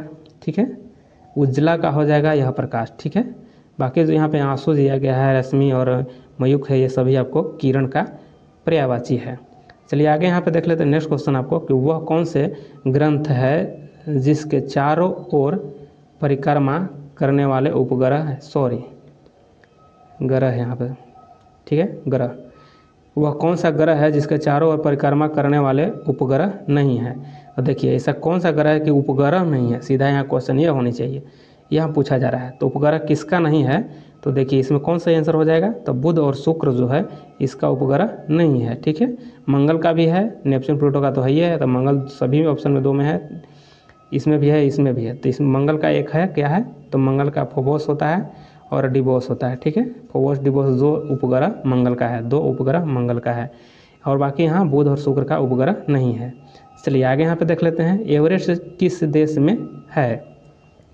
एवरेस्ट किस देश में है, तो आप लोग बताइएगा इसका आंसर क्या हो जाएगा। तो इसका आंसर सही हो जाएगा आपको ऑप्शन 3 हो जाएगा, नेपाल में, ठीक है, नेपाल में। और नेपाल में सागर माथा के नाम से जाना जाता है, ठीक है, नेपाल में सागर माथा, ठीक है, माथा के नाम से इसे जाना जाता है। और एवरेस्ट जो है ना, एवरेस्ट, यह जो एवरेस्ट है यह हिमालय का, ठीक है, हिमालय की सर्वोच्च चोटी एवरेस्ट है, ठीक है। चलिए आगे यहाँ पे देख लेते हैं नेक्स्ट क्वेश्चन, कहाँ गया, हाँ यहाँ पे है। अक्रिय गैस परमाणुओं के सबसे बाहरी कक्ष में कितने इलेक्ट्रॉन होते हैं। अक्रिय गैस परमाणुओं के सबसे बाहरी कक्ष में कितने इलेक्ट्रॉन होते हैं, तो बाहरी में 8 होता है, ठीक है। चलिए नेक्स्ट क्वेश्चन आगे यहाँ पे देख लेते हैं कि ना चिपकने वाले बर्तन पर किसका लेप लगा होता है। तो आप लोग को पता होगा कि इसका आंसर सही क्या हो जाएगा। इसका आंसर आपको ऑप्शन 2 हो जाएगा, टेफ्लॉन हो जाएगा। क्या हो जाएगा, टेफ्लॉन हो जाएगा, ठीक है। चलिए आगे देख लेते हैं, यहाँ पे देख लेते हैं कि बिना एंजाइम वाला पाचक रस, बिना एंजाइम वाला पाचक रस इसमें से कौन हो जाएगा। तो इसका ऑप्शन आपको 2 हो जाएगा, पीत हो जाएगा, ठीक है, इसका आंसर पीत हो जाएगा। और यह जो है लीवर से स्रावित होता है। चलिए नेक्स्ट क्वेश्चन यहाँ पे आगे देख लेते हैं कि मक्खियों का प्रजनन तथा यहाँ पे प्रबंधन कहलाता है, यानी मक्खियों, सॉरी यहाँ मधुमक्खी हो जाएगा, मधुमक्खी है, ठीक है फ्रेंड्स, यहाँ मधुमक्खी हो जाएगा। मधुमक्खियों का प्रजनन तथा प्रबंधन कहलाता है। तो इसका आंसर सही क्या हो जाएगा। तो इसका सही आंसर फ्रेंड्स आपको ऑप्शन क्या हो जाएगा, इसमें ऑप्शन 4 हो जाएगा, इसमें नहीं है, ठीक है, इसमें ऑप्शन में इनमें से कोई नहीं है, ठीक है। इसको कहा जाता है मधुमक्खियों का प्रबंधन या प्रजनन को एपी कल्चर कहा जाता है, ठीक है, एपी कल्चर, ठीक है। और यह सेरी कल्चर जैसे किसका हो जाएगा, सेरी कल्चर आपको हो जाएगा रेशम का, ठीक है, रेशम का है। और पीसी कल्चर मछली का है, ठीक है, मछली का। और सिल्वी कल्चर जो हो जाएगा यह आपको हो जाएगा क्या चीज़ का, तो पेड़ पौधे का हो जाएगा, ठीक है, पेड़ पौधे का, याद रखिएगा। तो ये सभी अच्छे से याद रखिएगा। चलिए ठीक है, इसका आंसर इसमें से कोई नहीं है फ्रेंड्स। और आते हैं डॉक्ट्रिन ऑफ लैप्स से कौन व्यक्ति संबंधित है। तो देखिए इसका सही आंसर क्या होगा, डॉक्ट्रिन ऑफ लैप्स से संबंधित व्यक्ति यहाँ पे ऑप्शन 4 सही हो जाएगा कि लॉर्ड डलहौजी हो जाएगा, ठीक है, लॉर्ड डलहौजी। देखिए इसकी कार्यकाल की बात किया जाए तो 1848 से यह 56 तक इसका कार्यकाल था। और इसी के समय आया था वुड डिस्पैच, ठीक है, वुड्स डिस्पैच, ठीक है, वुड डिस्पैच आया था। और कितना में आया था, तो यह आया था वुड डिस्पैच आपको 1854 में, ठीक है, 1854 में वुड डिस्पैच आया था। और यह शिक्षा में सुधार लाने हेतु यह लाया गया था वुड डिस्पैच। यह क्वेश्चन पूछा जाता है फ्रेंड, तो इसको अच्छे से याद रखिएगा। और इसको रेलवे का जनक भी कहा जाता है। और 16 अप्रैल, ठीक है, 16 अप्रैल 1853, ठीक है, 16 अप्रैल 1853 को पहली बार रेल चलाया गया था। और बम्बई से ठाणे के बीच, ठीक है, बम्बई से ठाणे के बीच चलाया गया था। और 34 किलोमीटर की दूरी पर यह चली थी, ठीक है। चलिए, और इसमें एक और बेहतरीन क्वेश्चन आपको पूछा जाता है कि डॉक्ट्रिन ऑफ लैप्स के तहत मिलाए गए राज्य, ठीक है, तो कौन कौन से राज्य था जो यह अंग्रेज साम्राज्य में मिला लिया गया था। तो देखिए इसको हम एक ट्रिक के तरह देख सकते हैं इसको। तो जैसे हम लिख रहे हैं सजैस, जैस, बऊ,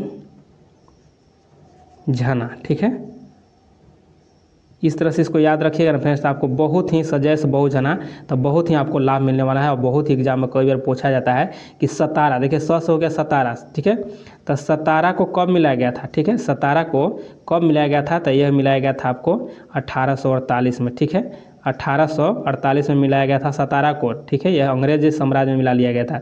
उसके बाद जैतपुर और संभलपुर, ठीक है, जैतपुर और संभलपुर के कब मिलाया गया था, तो यह मिलाया गया था 1850 को, ठीक है, 1850 को, सॉरी यह 1849 को, ठीक है, 1849 को मिलाया गया था।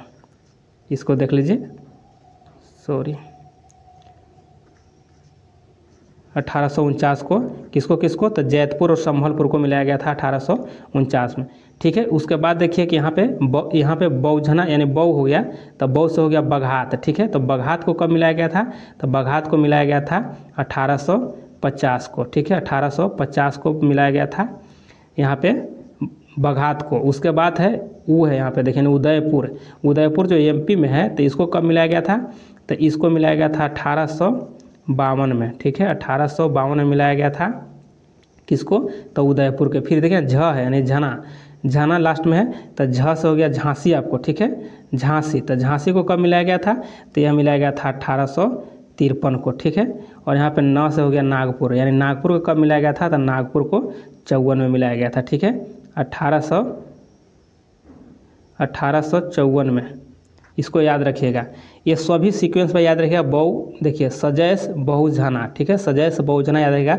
सतारा हो गया 48 में, और जैतपुर और संभलपुर हो गया आपको 49 में, फिर बघात हो गया आपको 50 में, यहाँ पे उदयपुर हो गया आपको, उदयपुर यहाँ देखिए कि यह आपको हो जाएगा यहाँ पे देखिए 52 में, और झांसी 53 में हो जाएगा, और नागपुर 54 में हो जाएगा, ठीक है। तो इसको अच्छे से आप लोग याद रखिएगा, बहुत ही काम देने वाला है। देखिए एक और इसमें अवध मिलाया गया था, ठीक है, तो अवध को मिलाया गया था, तो यह अवध कब मिलाया गया था, तो यह 1856 में अवध को मिलाया गया था। और इसको जानते हैं किस तरह से, कुशासन के आरोप लगा करके इसको मिला लिया गया था, और यह डलहौजी के द्वारा ही मिलाया गया था। तो यह ट्रिक आपको अच्छे से याद रखिएगा, एक बार नहीं 2 बार 3 बार देखिएगा, आपको कई एग्जाम में यह आपको लाभ पहुंचेगा। तो इसको अच्छे से याद रखिएगा। चलिए आगे देख लेते हैं। देखिए और इसके बारे में और इस सब के बारे में भी देख लेते हैं, ये सब ऑप्शन जो कैनिंग है, तो इसमें जानते हैं आप लोग कि 1857 में जो विद्रोह हुआ था उससे संबंधित यह कैनिंग है, इसी के काल में हुआ था, ठीक। उसके बाद मिंटो जी हैं, तो यह मिंटो जी यह 1807 से लेकर के 1800 इनकी शासनकाल 13 तक था। और इसी के बीच में क्या हुआ था, तो रंजीत सिंह और अंग्रेज़ों के बीच में ये संधि हुआ था, अमृतसर की संधि हुआ था, ठीक है। कब हुआ था अमृतसर की संधि, तो 1809 में हुआ था, अमृतसर की संधि हुआ था। किसके बीच, राजा रंजीत सिंह और अंग्रेज़ों के बीच में हुआ था, मिंटो के समय में, याद रखिएगा इसको। कर्नवालिस के बारे में थोड़ा सा देख लीजिए, तो कर्नवालिस से जो कि 1793 में यह अस्थाई बंदोबस्त लागू किए थे। कौन, अस्थाई बंदोबस्त लागू किया गया था कर्नवालिस के तहत। ये सभी अच्छे से याद रखिएगा फ्रेंड्स, हम इतना मेहनत करके आप लोग को बता रहे हैं, आप लोग एक नोट कर लेते जाइएगा तो आपको बहुत ही लाभ मिलेगा। चलिए आगे यहाँ पे देख लेते हैं। नेक्स्ट क्वेश्चन है कि मुंगेर निम्नलिखित में से किसकी राजधानी थी, तो आप लोग इसको बताइएगा कि क्या सही होगा। तो इसका सही आंसर आपको हो जाएगा किसका राजधानी था, तो मीर कासिम हो जाएगा। ऑप्शन यहाँ पे देखिए 2 सही हो जाएगा। मीर कासिम की राजधानी कहाँ थी, तो मुंगेर में थी, ठीक है। देखिए सबसे पहले तो इस बात को समझिए कि इसके कार्यकाल की बात तो समझिए, तो 1760 से लेकर के 63 तक यह रहा था, बंगाल का नवाब रहा था, ठीक है, बंगाल का नवाब रहा था। और 60 में यह बना था और 63 तक रहा था, ठीक है। देखिए पहले इसकी राजधानी कहाँ थी, जो मुंगेर बना उसके पहले कहाँ था, तो मुर्शिदाबाद था, ठीक है, मुर्शिदाबाद था पहले राजधानी, उसी यहाँ से हटा करके बना दिया गया मुंगेर।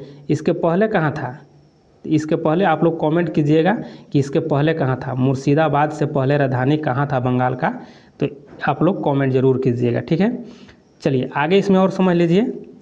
देखिए इसको हटाने का रीज़न क्या था, कि मुंगेर हटा करके यहाँ से मुर्शिदाबाद से करने का रीज़न था कि अंग्रेज़ जो था इसके कार्य में हस्तक्षेप कर रहा था, मीर कासिम के कार्य में हस्तक्षेप करने के कारण यह मुंगेर स्थानांतरित कर लिया था राजधानी को, ठीक है। देखिए बक्सर का भी युद्ध हुआ था आपको 1764 में, ठीक है, 1764 में हुआ था। तो क्या हुआ था कि उस समय मीर कासिम को हटा दिया गया था, मीर कासिम को हटा करके मीर जाफ़र को बनाया गया था, ठीक है। यह मीर जाफ़र जो आपको दिख रहा है, यह मीर जाफ़र हटा करके मीर कासिम को हटा करके यहाँ पे मीर जाफ़र को बनाया गया था, जिस समय बक्सर का युद्ध हुआ था। पूछता है कि बक्सर के युद्ध के समय में बंगाल का नवाब कौन था, तब यह मीर जाफ़र था ही, ठीक है, मीर जाफ़र ही था। तो इसको अच्छे से याद रखिएगा। चलिए आगे देख लेते हैं। इसमें बक्सर के युद्ध में आप लोग सब जानते होंगे कि हेक्टर मुनरो जो था, हेक्टर मुनरो यही नेतृत्व कर रहा था अंग्रेज़ की तरफ से। और लॉर्ड क्लाइव देख लीजिए, इसमें लॉर्ड क्लाइव का क्या इसमें रोल रहा था कि 1765 में इलाहाबाद की संधि हुई थी, ठीक है, 1765 में इलाहाबाद की संधि हुई थी, जिसमें लॉर्ड क्लाइव ने संधि किया था। जब जब आपको बक्सर का युद्ध हुआ था, इसी युद्ध को समाप्ति करने के लिए संधि हुआ था 1765 में। तो देखिए इसमें 2 संधि हुआ था, और यह कहाँ हुआ था, तो इलाहाबाद में हुआ था। तो क्वेश्चन पूछा जाता है कि इलाहाबाद की संधि कब हुआ था, तो 1765 में हुआ था। और देखिए एक 12 अगस्त के हुआ था और एक 16 अगस्त के हुआ था, ठीक है, 1765 में ही हुआ था। ये दोनों संधि हुआ था, यह लॉर्ड क्लाइव के द्वारा ही किया गया था, ठीक। चलिए आगे देख लीजिए। और प्लासी सिराजुद्दौला के बारे में देख लीजिए। तो सिराजुद्दौला जानते हैं आप लोग कि प्लासी के युद्ध हुआ था। तो प्लासी के युद्ध कब हुआ था? तो 1700, थोड़ा सा इसको फ्रेंड्स हटा लेते हैं, उसके बाद लिखते हैं तो अच्छा रहेगा। यह देखिए कि 1757 में हुआ था, ठीक है। 1757 में प्लासी का युद्ध हुआ था, जिसमें क्या हुआ था, अंग्रेज और सिराजुद्दौला के बीच हुआ था, जिसमें सिराजुद्दौला हार गया था, ठीक है। और यह हारने का कारण क्या था कि यह मिर्जाफरवा के चलते हार गया था, यही धोखा दे दिया था। इसका ये क्या था, सेनापति था मिर्जाफर। ये जो सिराजुद्दौला का है, यह मिर्जाफर जो था, सेनापति था, यही धोखा दे दिया था, अंग्रेज से मिल गया था, जिसके कारण कि यह सिराजुद्दौला हार गया था, ठीक है। चलिए और आगे देख लीजिए। कुंवर सिंह के बारे में आप लोग जानबे करते हैं कि 1857 के जो क्रांति हुआ था, क्रांति जो 1857 में हुआ था, इसमें बिहार से नेतृत्व कर रहे थे, और कई बार क्वेश्चन भी पूछा जाता है। चलिए नेक्स्ट क्वेश्चन आगे देख लेते हैं। ये सभी क्वेश्चन जो हम बता रहे हैं फ्रेंड्स, आप लोग अच्छे से नोट डाउन करते जाइए कॉपी में, तो आप लोग के लिए बहुत ही बेटर होगा। चलिए आगे देख लेते हैं। विजय विश्व तिरंगा प्यारा का नारा किसने दिया था? तो आप लोग इसका बताइए किसने दिया था। इसका सही आंसर आपको हो जाएगा कि श्यामलाल गुप्त पार्षद दिए थे, ठीक है। ऑप्शन यहाँ पे एक इसका सही हो जाएगा। चलिए मोहम्मद इकबाल के द्वारा क्या कहा गया था? सारे जहाँ से हिंदुस्तान हमारा, यह मोहम्मद इकबाल के द्वारा कहा गया था। गांधी जी के द्वारा कहा गया था भारत छोड़ो या करो मरो का नारा गांधी जी के द्वारा। राम प्रसाद बिस्मिल जी, तो इनके द्वारा क्या कहा गया था?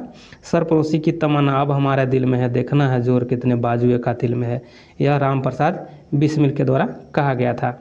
और एक इनकलाब जिंदाबाद का नारा भगत सिंह के द्वारा दिया गया था, और जवाहरलाल के द्वारा पूर्ण स्वराज एवं आराम हराम की नारा दिया गया था। चलिए ये सभी इंपॉर्टेंट क्वेश्चन जो ही बता रहे हैं, जो कि एग्जाम में पूछे जाते हैं, वही क्वेश्चन हम आपको बता रहे हैं। चलिए नेक्स्ट क्वेश्चन देखते हैं कि बुद्ध ने अपने जीवन की सर्वाधिक उपदेश कहाँ दिया था? देखिए इसका आंसर क्या होगा। देखिए इसका आंसर सही हो जाएगा आपको, ऑप्शन एक हो जाएगा, ठीक है, श्रावस्ती हो जाएगा, ठीक है। श्रावस्ती यह जो था कौशल, यानी कौशल देश की राजधानी था, ठीक है, श्रावस्ती। सारनाथ के बारे में देख लिए। तो सारनाथ में सबसे पहले जो है कि दिया गया था आपको उपदेश, बुद्ध भगवान के द्वारा सबसे पहले उपदेश दिया गया था, यानी प्रथम उपदेश दिया गया था तो सारनाथ में। और इसको कहा क्या गया था? तो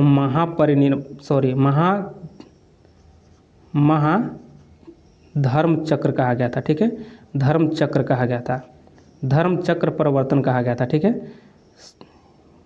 इसको याद रखिएगा, महा नहीं कहा गया था, धर्म चक्र परिवर्तन कहा गया था, ठीक है, प्रथम का। फिर देखिए कुशीनगर, इसको देखिए कुशीनगर में क्या हुआ था? यहाँ पे इनकी मृत्यु हो गई थी, बुद्ध जी का मृत्यु हुआ था। और देवरिया कहाँ है? देवरिया में हुआ था, यह यूपी में है, ठीक है, देवरिया उत्तर प्रदेश में था। और इसको भी एक संकेत भाषा में कहा गया था, महापरिनिर्वाण कहा गया था, ठीक है, महापरिनिर्वाण कहा गया था, निर्वाण, ठीक है, निर्वाण। इसको याद रखिएगा, महापरिनिर्वाण पूछा जाता है। महापरिनिर्वाण किस घटना से संबंधित है? तो इनकी मृत्यु हुआ था और कुशीनगर से संबंधित है। लुम्बिनी देख लीजिए, लुम्बिनी देखिए कहाँ है? तो लुम्बिनी में इनकी जन्म हुआ था, ठीक है, और कुशीनगर में इनकी मृत्यु हुआ था, ठीक। यहाँ जन्म हुआ था, ठीक, और यह नेपाल में है, नेपाल, ठीक है। लुम्बिनी कहाँ पड़ता है? तो नेपाल। कई बार इसको क्वेश्चन पूछा गया है, तो सभी आप लोग अच्छे से याद रहेगा। अच्छा इनकी मृत्यु कब हुआ था? पहले जन्म की समझ लीजिए, जन्म कब हुआ? तो जन्म इनका हुआ था 563 ईसा पूर्व में, ठीक है, ईसा पूर्व में हुआ था। मृत्यु कब हुआ था? यहाँ जो महापरिनिर्वाण जो हुआ था, यह 483 ईस्वी पूर्व में हुआ था, ठीक है, 483 ईस्वी पूर्व। देखिए लिखने में थोड़ा सा कठिनाई हो रही है, लेकिन आप लोग सुन करके लिखिएगा आप लोग, ठीक है, सुन करके समझिएगा। और आप लोग को ऐसा भी लिख रहे हैं कि जो कि आपको पता चल सके, तो इस बात को समझिएगा। चलिए आगे देख लेते हैं। इसी के बारे में थोड़ा सा और विस्तार हम बताते हैं। इसमें 4 बौद्ध संगीतियाँ हुई थी, ठीक है, 4 बौद्ध संगीतियाँ हुई थी। कौन कौन? एक देखिए ट्रिक, इसको याद रखिएगा, रा वय पाको, ठीक है, इसको अच्छे से याद रखिएगा, ठीक है। ये जब याद रहेगा आपको, तो आप लोग क्वेश्चन जब आएगा तो बना लीजिएगा। पहला कहाँ हुआ था? तो राजगृह में हुआ था, राजगृह में हुआ था। और फिर देखिए उसके बाद यहाँ पे देखिए कि वैशाली, वैसे हो गया वैशाली, ठीक है, वैशाली हो गया था। और यहाँ देखिए पास हो गया पाटलिपुत्र, और ये हो गया कुंडलवन, ठीक है, कुंडलवन कहिए चाहे कश्मीर, कुंडलवन कश्मीर में हुआ था ये चीज़, और ये पाटलिपुत्र हो गया। तो यह सब ऐसे याद रहिएगा, रावय पाकू, ठीक है, रावय पाकू याद रखिएगा आप लोग। तो इसका एक तरह से ट्रिक है और समझ लीजिए, ऐसे करिएगा तो आप लोग को याद हो जाएगा। ठीक है, रावय पाकू एक दो बार करते रहिए, मन में बोलिएगा तो आ जाएगा। ठीक है, फिर इसको अकायक भी कहते हैं, अका अक। इससे क्या हो जाएगा, ये आज़ाद शत्रु जी हैं, जो कि पहला जो हुआ था इसका यह शासनकाल था। ठीक है, और यहाँ पे देखिए काला अशोक, यहाँ पे देखिए काला अशोक जो कि वैशाली में हुआ था। अशोक जो है पाटलिपुत्रा में हुआ था। ठीक है, अशोक जो शासनकाल था अशोक का, तो उस समय पाटलिपुत्र में हुआ था। और क से हो गया क्या, कनिष्क। कनिष्क के समय में कुंडलवन में कश्मीर में हुआ था। तो इसको याद रखिए, आकायक। ठीक है, आज़ाद शत्रु, काला अशोक, अशोक और कनिष्क। ये चीज़ याद रखिएगा, आपको बहुत लाभ मिलेगा। कभी कभी कन्फ्यूज भी होइएगा तो आपको यहाँ से मदद आपको मिल जाएगा, कभी भी कन्फ्यूज नहीं होइएगा। चलिए नेक्स्ट क्वेश्चन आगे देख लेते हैं। यहाँ देख लेते हैं कि विश्व विरासत दिवस कब मनाया जाता है। देखिए विश्व विरासत दिवस कब मनाया जाता है, तो आप सभी जानते होंगे, और नहीं जानते हैं तो यहाँ देख लीजिए कि ऑप्शन 1 हो जाएगा, 18 अप्रैल को विश्व विरासत दिवस मनाया जाता है। 22 अप्रैल को आप लोग नहीं, ये भी समझ लीजिए कि 22 अप्रैल को क्या मनाया जाता है, तो विश्व, ठीक है, विश्व पृथ्वी दिवस। ठीक है, पृथ्वी दिवस मनाया जाता है। 6 अगस्त को क्या मनाता है, पूछा जाता है क्वेश्चन, कई बार पूछा भी गया, 6 अगस्त को क्या मनाया जाता है, तो ऐसे पूछा जाता है कि हिरोशिमा। ठीक है, हिरोशिमा दिवस कब मनाया जाता है, तो यह 6 अगस्त को मनाया जाता है। 27 मार्च को क्या मनाया जाता है, तो 27 मार्च को मनाया जाता है विश्व रंगमंच। ठीक है, रंगमंच दिवस। ठीक है, रंगमंच दिवस मनाया जाता है यह 27 मार्च को रंगमंच दिवस। एक और देख लीजिए कि 4 फरवरी को, ये भी कई बार क्वेश्चन पूछा जाता है फरवरी को, तो यहाँ मनाया जाता है विश्व कैंसर दिवस। ठीक है, कैंसर दिवस मनाया जाता है, विश्व कैंसर दिवस मनाया जाता है 4 फरवरी को। ये सभी जो हम बता रहे हैं फ्रेंड्स, ये सभी इम्पोर्टेंट क्वेश्चन है, तो इसको अच्छे से आप लोग समझते जरूर जाइएगा। चलिए नेक्स्ट, यहाँ देख लेते क्वेश्चन। नेक्स्ट क्वेश्चन है, खुखरी किस देश का राष्ट्रीय चिन्ह है। देखिए खुखरी किस देश का राष्ट्रीय चिन्ह है, तो ये आपको नेपाल का हो जाएगा खुखरी। ठीक है, नेपाल का। कनाडा का क्या हो जाएगा, कनाडा का मैपल लीफ हो जाएगा। ठीक है, मैपल लीफ हो जाएगा। ठीक है, लीफ, मैपल लीफ है। इटली का क्या हो जाएगा, इटली का सफ़ेद लिली हो जाएगा। ठीक है, सफ़ेद लिली हो जाएगा। ठीक है, यह राष्ट्रीय चिन्ह है। नॉर्वे का शेर हो जाएगा। ठीक है, शेर हो जाएगा नॉर्वे का। और भारत की बात किया जाए तो भारत का अशोक चक्र हो जाएगा। ठीक है, अशोक चक्र, सॉरी अशोक स्तंभ हो जाएगा, स्तंभ। ठीक है, अशोक स्तंभ हो जाएगा आपको भारत का। ठीक है, भारत का अशोक स्तंभ। अच्छा, अशोक स्तंभ में कितने शेर होते हैं, तो देखिए दिखाई आपको देगा 3। ठीक है, दिखाई देगा 3, लेकिन शेरों की संख्या 4 होती है। अगर क्वेश्चन आपको पूछे कि अशोक स्तंभ में कितने होते हैं शेर, तो आपको वहाँ हो जाएगा कितना, 4 शेर होते हैं, लेकिन दिखाई कितने देंगे, तो 3 देंगे। ये सभी आप लोग भी याद रखिएगा। चलिए नेक्स्ट क्वेश्चन आगे देख लेते हैं। यहाँ पे हो जाएगा कांग्रेस के गया अधिवेशन कब हुआ था। कांग्रेस के गया अधिवेशन कब हुआ था। ठीक है, तो गया अधिवेशन कब हुआ था, तो यहाँ पे ऑप्शन 3 सही हो जाएगा इसका, 1922 में हुआ था। कब, 1922 में। और इसकी अध्यक्षता किसने किया था, तो इसमें किए थे CR दास किए थे। ठीक है, CR दास किए थे, इसकी अध्यक्षता CR दास किए थे। और देखिए इस समय एक मोतीलाल नेहरू थे। ठीक है, मोतीलाल नेहरू जो थे, यह दोनों मिल करके, ठीक है, ये दोनों मिल करके 1923 में, ठीक है, 1923 में एक पार्टी का स्थापना किया था जिसका नाम था स्वराज पार्टी। ठीक है, स्वराज पार्टी की स्थापना किया था 1923 में। तो इसको अच्छे से याद रखिएगा, यह क्वेश्चन पूछा जाता है। चलिए 16 में देख लेते हैं। तो 16 में क्या हुआ था, तो लखनऊ हुआ था। ठीक है, लखनऊ अधिवेशन हुआ था और इसकी अध्यक्षता कौन कर रहे थे, तो अंबिका चरण। ठीक है, अंबिका चरण मजूमदार थे। ठीक है, शॉर्ट में लिख रहे हैं फ्रेंड्स, आप लोग समझिएगा। यहाँ समझ लीजिए कि अंबिका चरण मजूमदार थे। और यहाँ पहले यहाँ देख लेते हैं कि 1907 में क्या हुआ था। 1907 में सूरत अधिवेशन में, यहाँ सूरत हुआ था, सूरत में इसी में विभाजन हो गया था। कांग्रेस 2 दल में हो गया था, गर्म दल और नरम दल में। ठीक है, तो गर्म दल और नरम दल में हुआ था। तो इस समय कौन थे अध्यक्ष कांग्रेस के, तो इस समय थे रास बिहारी। ठीक है, रास बिहारी घोष थे। ठीक है, घोष। अब फ्रेंड्स यहाँ समझने थोड़ा सा लॉजिक लगाइएगा, तब आपको अच्छे से याद रहेगा। देखिए रास बिहारी ये जो घोष थे रास बिहारी, इस समय अधिवेशन में एक हम लॉजिक लगा रहे हैं, ये नहीं कि ऐसी हकीकत नहीं हुई थी, आपको याद करने के लिए सिर्फ ये बताया जा रहा है। तो रास बिहारी घोष इस समय थे, तो ये जो 1907 में था, ऐसी मतलब हुआ कि रास नहीं आया इनकी बात को। जब रास नहीं आया, अगर बात किसी को रास या पसंद नहीं आता है तो क्या होता है, यहाँ पे मतभेद हो जाता है। तो यहाँ पे मतभेद उत्पन्न हो गया सूरत अधिवेशन में, यानी फूट पड़ गया, ठीक है। और यहाँ 16 में क्या हुआ, अंबिका चरण मजूमदार, तो देखिए 16 में लखनऊ में हुआ था, अंबिका चरण मजूमदार इसके अध्यक्ष थे। तो यहाँ फूट पड़ा था ना 7 में, तो यहाँ पर क्या बोला कि हम आपके चरण में गिर गए, यानी अंबिका चरण में गिर गया जा करके, और बोला कि जो 7 में हमसे गलती हो गया था हम लोग को क्षमा कर दीजिए, हम आपके चरण में गिर जाते हैं, हमको 7 में मिला लीजिए। तो यहाँ 16 में क्या हुआ था, लखनऊ अधिवेशन में सब जो गर्म दल और नरम दल थे वो सभी मिल गए थे। तो इसको इस तरह से लॉजिक लाकर याद रखिएगा तो आपको अच्छे से याद रहेगा, ठीक है। चलिए आगे यहाँ देख लेते हैं। यहाँ देखिए 24 में क्या हुआ था, इसमें गांधी जी बने थे, ठीक है, इसमें गांधी जी बने थे, और यह हुआ था बेलगांव में, ठीक है। बेलगांव कहाँ है, तो बेलगांव कर्नाटक में है, ठीक है, कर्नाटक में है। ये सभी अच्छे से याद रहेगा। हम तो लिख रहे हैं यहाँ पे शॉर्ट करके, लेकिन आप अगर इसको नोट कीजिएगा तो अच्छे से नोट कर लीजिएगा, और आपको हम जो बोल रहे हैं उसको अच्छे से सुनिएगा, ठीक है, इस तरह से याद रखिएगा। चलिए आगे देख लेते हैं। यहाँ पर नेक्स्ट क्वेश्चन है, देखिए केसरी किसके द्वारा लिखा गया पत्रिका है। तो केसरी पत्रिका किसके द्वारा लिखा गया था, तो आप लोग जानते होंगे कि इसका आंसर सही 3 हो जाएगा कि बाल गंगाधर तिलक के द्वारा लिखा गया था। अच्छा फ्रेंड्स, यहाँ पर देखिए केसरी था, एक मराठा था, मराठा, ठीक है, मराठा। यह 2 पत्रिकाएं लिखी गई थी और दोनों पत्रिकाएं इन्हीं के द्वारा लिखा गया था। और यहाँ पे समझ लीजिए कि क्वेश्चन पूछा जाता है केसरी किस भाषा में लिखा गया है। तो आप लोग सोचिए केसरी है तो केसरी तो है मराठा, केसरी किस चीज़ में होगा और मराठा किस भाषा में होगा, ये बात पूछना है, हम आपसे चाह रहे हैं। देखिए मराठा है तो आदमी सोचता है कि अरे तो मराठा है तो मराठी में होगा, लेकिन ऐसी बात नहीं था, यहाँ उल्टा था। ये चीज़ समझ लीजिए, केसरी जो लिखा गया था, केसरी यह मराठी भाषा में लिखा गया था, ठीक है, केसरी मराठी भाषा में लिखा गया था, और मराठा जो था, मराठा यह अंग्रेजी में लिखा गया था। तो यहाँ पे जब भी क्वेश्चन आपको पूछ दे कि केसरी किस भाषा में लिखा गया था, तो और चाहे मराठा किस भाषा में, तो ये मत कर दीजिएगा, ठीक है, यहाँ पे गलती हो जाएगा। मराठा आपको अंग्रेजी में करना होगा, और केसरी भाषा जो है, केसरी जो लिखा गया तो मराठी भाषा में लिखा गया था। इस बात को ध्यान रखें, यहाँ उल्टा हुआ था, ठीक है, यह लॉजिक है, हम समझाने के लिए बोल रहे हैं। यहाँ उल्टा कीजिएगा तो आपको जल्द ही इसका आंसर सही पता चल जाएगा और लगा भी लीजिएगा आंसर वहाँ पे एग्जाम में।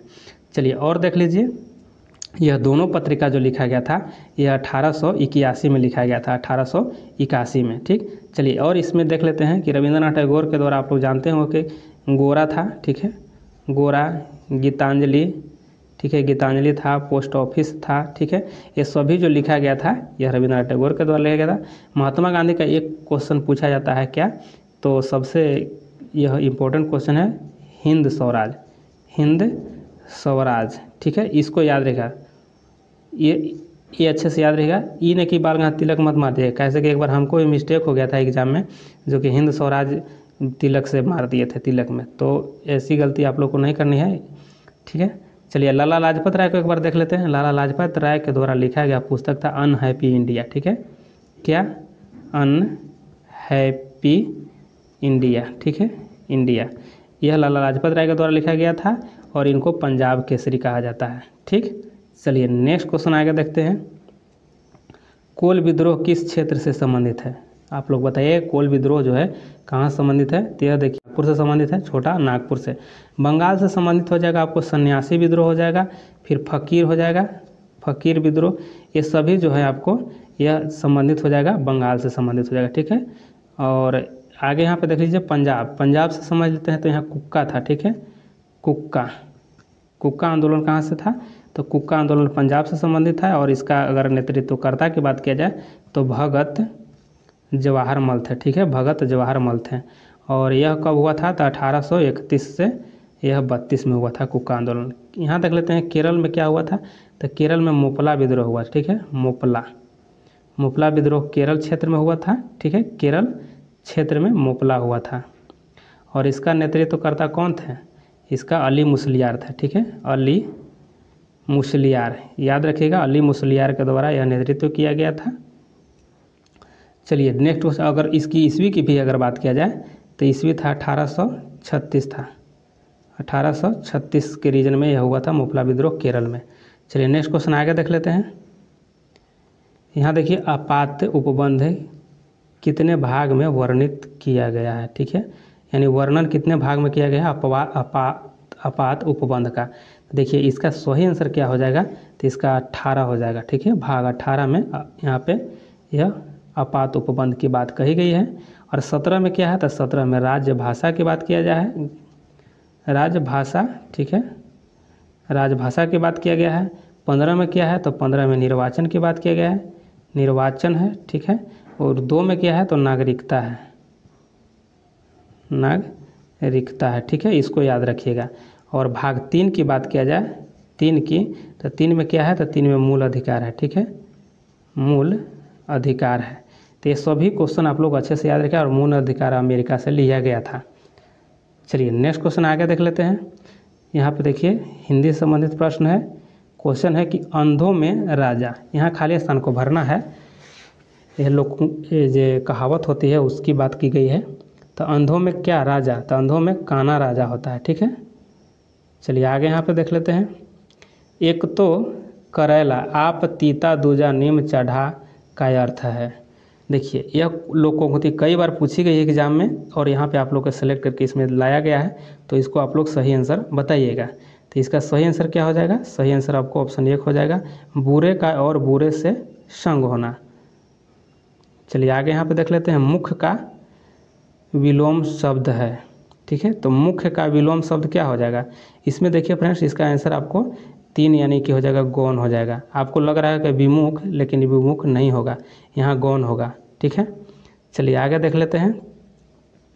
यहाँ देखिए कि नथुल्ला दारा किस राज्य में स्थित है। नथुल्ला दारा किस राज्य में हो जाएगा, तो यहाँ सिक्किम में हो जाएगा, ठीक है। सिक्किम में नथुल्ला दारा है। एक और नथुल्ला यहाँ पे सिक्किम में है, जिसको नाम है जयलेपला, जयलेपला दर्रा जो है यहाँ।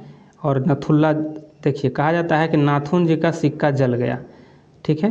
तो जल गया नाथू जी का सिक्का, यानी सिक्किम हो जाएगा, और जयलेपला जयलेपला हो जाएगा, और नथुल्ला यह दर्रा जो था यह दोनों जो है सिक्किम में है। जम्मू कश्मीर कौन कौन हो जाएगा, तो जम्मू कश्मीर हो जाएगा पीर पंजाल हो जाएगा, ठीक है, पीर पंजाल हो जाएगा। फिर बनिहाल हो जाएगा, ठीक है, बनिहाल, ठीक। और अरुणाचल प्रदेश में एक बोमडिल्ला है, ठीक है, बोमडिल्ला दर्रा। यह जो है कि जम्मू का यहाँ अरुणाचल प्रदेश में।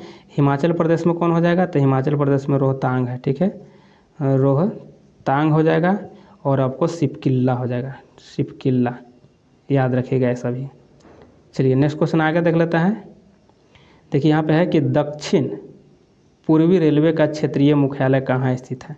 दक्षिण पूर्वी रेलवे का क्षेत्रीय मुख्यालय कहाँ हो जाएगा, आप लोग इसका बताइए कहाँ होगा।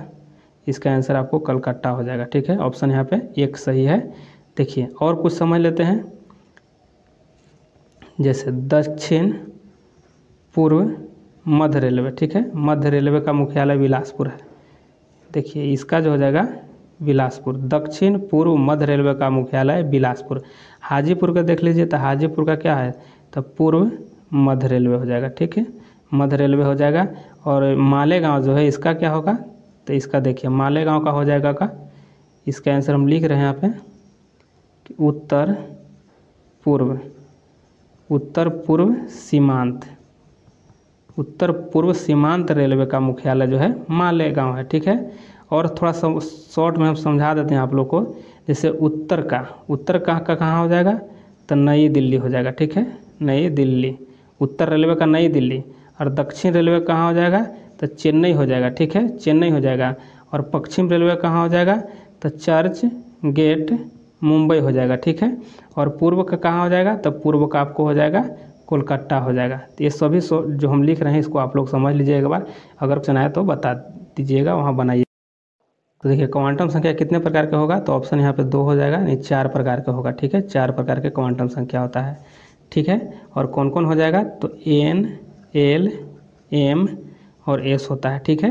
देखिए इसको होता है क्या, तो इसको होता है आपको मुख्य, ठीक है, ये होता है मुख्य क्वांटम संख्या होता है। L जो होता है आपको कोणीय हो जाएगा, ठीक है, कोणीय संवेग, कोणीय संवेग क्वांटम संख्या, और एम जो हो जाएगा यह चुंबकीय होता है, ठीक है, चुंबकीय क्वांटम संख्या, और एस जो होता है चक्रण होता है, ठीक है, चक्रण होता है, चक्रण क्वांटम संख्या, इसको याद रखिएगा। चलिए आगे यहाँ पे देख लेते हैं कि निम्नलिखित में से गैस सबसे हल्की होती है, तो सबसे हल्की गैस कौन हो जाएगा, तो इसमें हाइड्रोजन हो जाएगा, ठीक है, ऑप्शन आपको 3 सही हो जाएगा। चलिए नेक्स्ट क्वेश्चन आगे देख लेते हैं कि आर्यभट्ट का प्रक्षेपण कहाँ से कराया गया था। तो आर्यभट्ट उपग्रह जो था इसका प्रक्षेपण कहाँ से हुआ था, तो देखिए यह इसे तो पहले बात समझ लीजिए कि आर्यभट्ट भारत का पहला उपग्रह था, और यह आपको कब हुआ था, तो 11 अप्रैल 1975 को, ठीक है, 1975 को प्रक्षेपित किया गया था, और यह किया गया था, यहाँ देख लीजिए कि यह सोवियत संघ रूस से किया गया था, ठीक है, यह रूस के द्वारा किया गया था। चलिए आगे यहाँ पे देख लेते हैं अनवीकरणीय, इसको अच्छे से समझ लीजिए, अनवीकरणीय ऊर्जा का स्रोत है। देखिए इसमें आपको क्या हो जाएगा, यहाँ हो जाएगा आपको कोयला हो जाएगा, ठीक है। पहले एक बात समझ लीजिए, एक अनवीकरणीय हो गया और एक नवीकरणीय हो जाएगा, ठीक है, नवीकरणीय। यह क्वेश्चन कई बार आते हैं और यहाँ पे कंफ्यूज होते हैं बच्चे, तो यहाँ पे कंफ्यूज नहीं होना है। अनवीकरणीय का मतलब हो गया कोयला हो जाएगा, प्राकृतिक गैस हो जाएगा, ठीक है, और नवीकरणीय माने नया समझिए, इससे जैसे कि पवन हो जाएगा, सूर्य हो जाएगा, यह पवन जो ऊर्जा होता है सूर्य होता है, सूर्य से जो प्रकाश मिलता है, फिर आपको भूतापीय ऊर्जा होता है, ठीक है, भूतापीय ऊर्जा, ये सभी नवीकरणीय में आता है, ठीक है। और अनवीकरणीय में जैसे कि यह खत्म हो जाएगा कुछ दिन के बाद, जैसे कोयला हो जाएगा तो यह कुछ दिन के बाद आगे चल के खत्म हो जाएगा, तो इसीलिए अनवीकरणीय कहते हैं। नवीकरणीय में हो जाएगा आपको कि पवन खत्म नहीं होने वाला है, जैसे सूर्य भी खत्म हाल ही नहीं होगा, इसलिए, और यहाँ भूतापीय ऊर्जा, ये सभी जो है आपको नवीकरणीय में होता है। इसको अच्छे से आप लोग समझ लीजिए, क्योंकि ये दोनों बहुत कंफ्यूज करते हैं। चहलगानी का संगठन किसने किया था, देखिए इसका आंसर जो हो जाएगा, इसका आंसर सही आपको ऑप्शन 1 हो जाएगा, इल्तुतमिश के द्वारा किया गया था। ये जो आपको तुर्कान चहलगानी है, यह 40 सरदारों का गुट था, ठीक है, 40 सरदारों का गुट था, और इसीलिए इसको तुर्कान चहलगानी कहा गया था, ठीक है। और एक बात और जानिए, इल्तुतमिश को गुलामों का गुलाम भी कहा जाता है, ठीक है, गुलामों का गुलाम किसे कहा जाता है, तो इल्तुतमिश को ही कहा जाता है। और पहली बार यह जो है कि दिल्ली राजधानी बनाया था, ठीक है, पहली बार दिल्ली राजधानी बनाने वाला यह आपका गुलाम वंश का जो था शासक इल्तुतमिश ही था, जो दिल्ली को राजधानी बनाया था। और इसमें देखिए इसी के समय में मंगोल जो है आक्रमण किया था, लेकिन यह इल्तुतमिश इससे बचा रहा। लेकिन क्वेश्चन पूछा जाता है कि मंगोल आक्रमण किसके समय में हुआ था, और यह ऑप्शन दिया रहेगा, तो आप लोग को इल्तुतमिश मानना होगा, ठीक है। फिर आपको इक्ता प्रथा, ठीक है, इक्ता प्रथा किसने चलाया था, तो इक्ता व्यवस्था या इक्ता प्रथा चलाया था इल्तुतमिश ने ही, ठीक है। शुद्ध अरबी सिक्का चलाया था, जो चांदी का टाका था, चांदी का टाका, और यहाँ पे तांबे का जीतल था, ठीक है, जीतल, इसको भी आप लोग याद रखिएगा, ये भी क्वेश्चन पूछा जाता है। कुतुब मीनार का जो कार्य था पूरा करवाया था इल्तुतमिश ने ही, ये भी बात याद रखिएगा। कुतुब मीनार का निर्माण किसने कराया था, तो कुतुबुद्दीन ऐबक ने निर्माण शुरू किया था, लेकिन पूर्ति इल्तुतमिश ने किया था। कुतुबुद्दीन ऐबक को यहाँ पे थोड़ा सा फिर से लिख रहे हैं, ऐबक, ठीक है, कुतुबुद्दीन ऐबक को लाख बख्श भी कहा जाता है। क्वेश्चन पूछा जाता है कि लाख बख्श किसे कहता है, तो कुतुबुद्दीन ऐबक को कहा जाता है। 2.5 दिन का अजमेर में 2.5 दिन का झोपड़ा भी ऐबक ने ही बनाया था, ठीक है। बलवन के बारे में यहाँ देख लेते हैं, तो बलवन जो है यह जो 40 सरदार जो बना था, ये 40 सरदारों का गुट तुर्क चहलगानी ने इसको समाप्त किया था, ठीक है, समाप्त किया था किसने, तो बलवन ने ही। और बलवन ने एक अपना नीति लगाया था जिसको लौह एवं रक्त की नीति भी कहते हैं, ठीक है, लौह एवं रक्त, ठीक है, लौह एवं रक्त की नीति किसने चलाया था, तो बलवन ने ही चलाया था। इसने एक और विभाग चलाया था जिसका नाम था दीवान ए अर्ज, ठीक है, अर्ज। यह क्या था, तो यह एक सैन्य विभाग था, ठीक है, सैन्य विभाग था, इसे भी याद रखिए आप लोग। चलिए इसमें और थोड़ा सा समझ लीजिए कि रजिया सुल्तान यह इल्तुतमिश का बेटी था, ठीक है, बेटी था, इसको भी याद रखिएगा। और रजिया जो है इस शादी किसके साथ किया था, तो अल्तुनिया के साथ, ठीक है, अल्तुनिया के साथ शादी किया था। और इसके बारे में और समझ लीजिए कि 1240 में कैथल के डाकुओं ने दोनों को ही मार दिया था, ठीक है, रजिया सुल्तान एवं अल्तुनिया को भी। और रजिया सुल्तान ऐसी महिला थी जो पहली महिला शासिका भी रजिया सुल्तान। फिरोज शाह तुगलक जो था ब्राह्मणों पर कर लगाने वाला, जजिया कर लगाने वाला, यह फिरोज शाह तुगलक पहला शासक था। चलिए यहाँ पे देख लेते हैं नेक्स्ट क्वेश्चन। देखिए फाहियान किसके शासनकाल में भारत आया था? तो देखिए फाहियान जो था यह किसके शासनकाल में भारत आया था? तो इसका आंसर सही हो जाएगा आपको ऑप्शन इसमें एक हो जाएगा। ठीक है, एक हो जाएगा, यानी यहाँ पे चंद्रगुप्त द्वितीय के शासनकाल में आया था। ठीक है, यहाँ पे हर्षवर्धन देख लीजिए, हर्षवर्धन जो है इसके समय में हेनसोंग आया था। ठीक है, हेनसोंग आया था हर्षवर्धन के समय। ऐसे याद रखिएगा, ह से हर्षवर्धन और ह से हेनसोंग याद रखिएगा, तो आप लोग को यह जल्दी याद रहेगा और माइंड में बैठा रहेगा। और देखिए यह जो आया था यह 629 में। ठीक है, 629 के समय में यह आया था। और यहाँ पे देख लीजिए अशोक है, तो अशोक के समय में कौन आया था? तो अशोक के समय में आया था, यहाँ पे हम लिख दे रहे हैं, डायनोसियस आया था। ठीक है, डायनोसियस याद रखिएगा, ये डायनोसियस आया था। यह टॉलमी फिलाडेल्फस का राजदूत था। टॉलमी फिलाडेल्फस की यह जो था राजदूत था। तो याद रखिएगा डायनोसियस आया था अशोक के समय में। और बिंदुसार के समय में कौन आया था? तो बिंदुसार के समय में आया था डायमेकस। याद रखिएगा डायमेकस, ऐसे याद रखिएगा कि डायमेकस डाई किया था बिंदुसार, यानी मान के चलिए कि यह बूढ़े था अशोक से, तो इसलिए डाई किया था। ऐसे याद रखिएगा, मतलब एक लॉजिक है याद करने के लिए, ऐसा कोई बात नहीं था। तो डायमेकस ही आया था किसके समय में? तो बिंदुसार के समय में आया था। और यह सीरिया नरेश अंतियोकस का राजदूत था, यह डायमेकस। ठीक है, चलिए आगे देख लेते हैं। यहाँ पर नेक्स्ट क्वेश्चन हो जाएगा कि ऐहोल अभिलेख किस शासक से संबंधित है? ऐहोल अभिलेख दो बार लिखा गया है, तो यह जो है ऐहोल अभिलेख किस शासक से संबंधित हो जाएगा? तो इसका आंसर आपको हो जाएगा ऑप्शन 2 हो जाएगा, यानी पुलकेशिन द्वितीय। ठीक है, पुलकेशिन द्वितीय। अच्छा, इसमें समुद्रगुप्त, ठीक है, समुद्रगुप्त है, तो यह जो है यह किससे संबंधित हो जाएगा? समुद्रगुप्त जो है ना प्रयाग प्रशस्ति, ठीक है, प्रयाग स्तंभ लेख से। ठीक है, प्रयाग स्तंभ लेख से संबंधित कौन हो जाएगा? तो यह शासक हो जाएगा समुद्रगुप्त हो जाएगा। और यहाँ पे देखिए जो स्कंदगुप्त है यह किससे हो जाएगा? तो यह भित्री और जूनागढ़ भित्री एवं जूनागढ़ अभिलेख जो संबंधित हो जाएगा शासक, यह स्कंदगुप्त हो जाएगा। और यहाँ रुद्रदामन जो हो जाएंगे, यह रुद्रदामन यह जूनागढ़ से हो जाएंगे। ठीक है, रुद्रदामन जूनागढ़ से, ये सभी अच्छे से याद रखिएगा। चलिए नेक्स्ट क्वेश्चन आगे यहाँ पे देख लेते हैं। नेक्स्ट क्वेश्चन कि राज्यपाल का विशेष अभिभाषण कितने अनुच्छेद में वर्णन किया गया है? तो देखिए इसका आंसर सही क्या होगा? तो इसका आंसर सही ऑप्शन 2 हो जाएगा कि अनुच्छेद 176 हो जाएगा। अच्छा, यहाँ पे देखिए ये क्या है, ये जो अनुच्छेद दिया गया 87, यह आपको राष्ट्रपति से संबंधित है। ठीक है, यह हो जाएगा आपको कि राष्ट्रपति से। ठीक है, राष्ट्रपति का इसमें है विशेष अभिभाषण है। ठीक है, अगर यहाँ पे देखिए फ्रेंड्स 87 दिया गया है, अगर इसमें हम 89 जोड़ लेते हैं, ये 89 को याद रखिएगा, बहुत ही काम देता है। ठीक है, तो ये 89 अगर इसमें ऐड करते हैं तो 176 हो जाएगा। ठीक है, तो जैसे केंद्र में यह आपको याद रहेगा, तो अगर राज्य में याद नहीं है तो यहाँ पे 89 जोड़िएगा तो यहाँ पे राज्य में आ जाएगा। जैसे देख लीजिए, एक और देख लेते हैं। यहाँ पे देखिए क्या है, ये आपको हो जाएगा, आपको धन विधेयक है। अनुच्छेद 109 में क्या है? तो धन विधेयक है। और अगर 109 में यहाँ पे जोड़ दीजिए 89, तो कितना हो जाएगा? यहाँ हो जाएगा आपको 198। तो ये 198 जो हो जाएगा आपको, यह राज्य में हो जाएगा। ठीक है, यह राज्य का धन विधेयक की बात किया गया है 198 में। तो इस तरह से इसको याद रखिएगा, बहुत ही इससे लाभ मिलेगा आपको। चलिए और आगे देख लेते हैं। यहाँ पे क्वेश्चन है आप लोग को कि संसद के दोनों सदनों की संयुक्त बैठक किस देश के संविधान से लिया गया है? तो देखिए इसका आंसर सही क्या हो जाएगा? तो इसका आंसर सही आपको ऑप्शन 1 हो जाएगा, यानी ऑस्ट्रेलिया के संविधान से लिया गया है। ऑस्ट्रेलिया के संविधान से और क्या लिया गया है? तो समवर्ती सूची लिया गया है, समवर्ती सूची लिया गया है।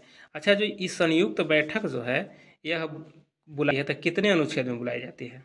इसको देखिए 108 में। ठीक है, 108 अनुच्छेद में संयुक्त अधिवेशन बुलाई जाती है। इसको याद रखिएगा, क्वेश्चन पूछे जाते हैं। आयरलैंड के संविधान से क्या लिया गया है?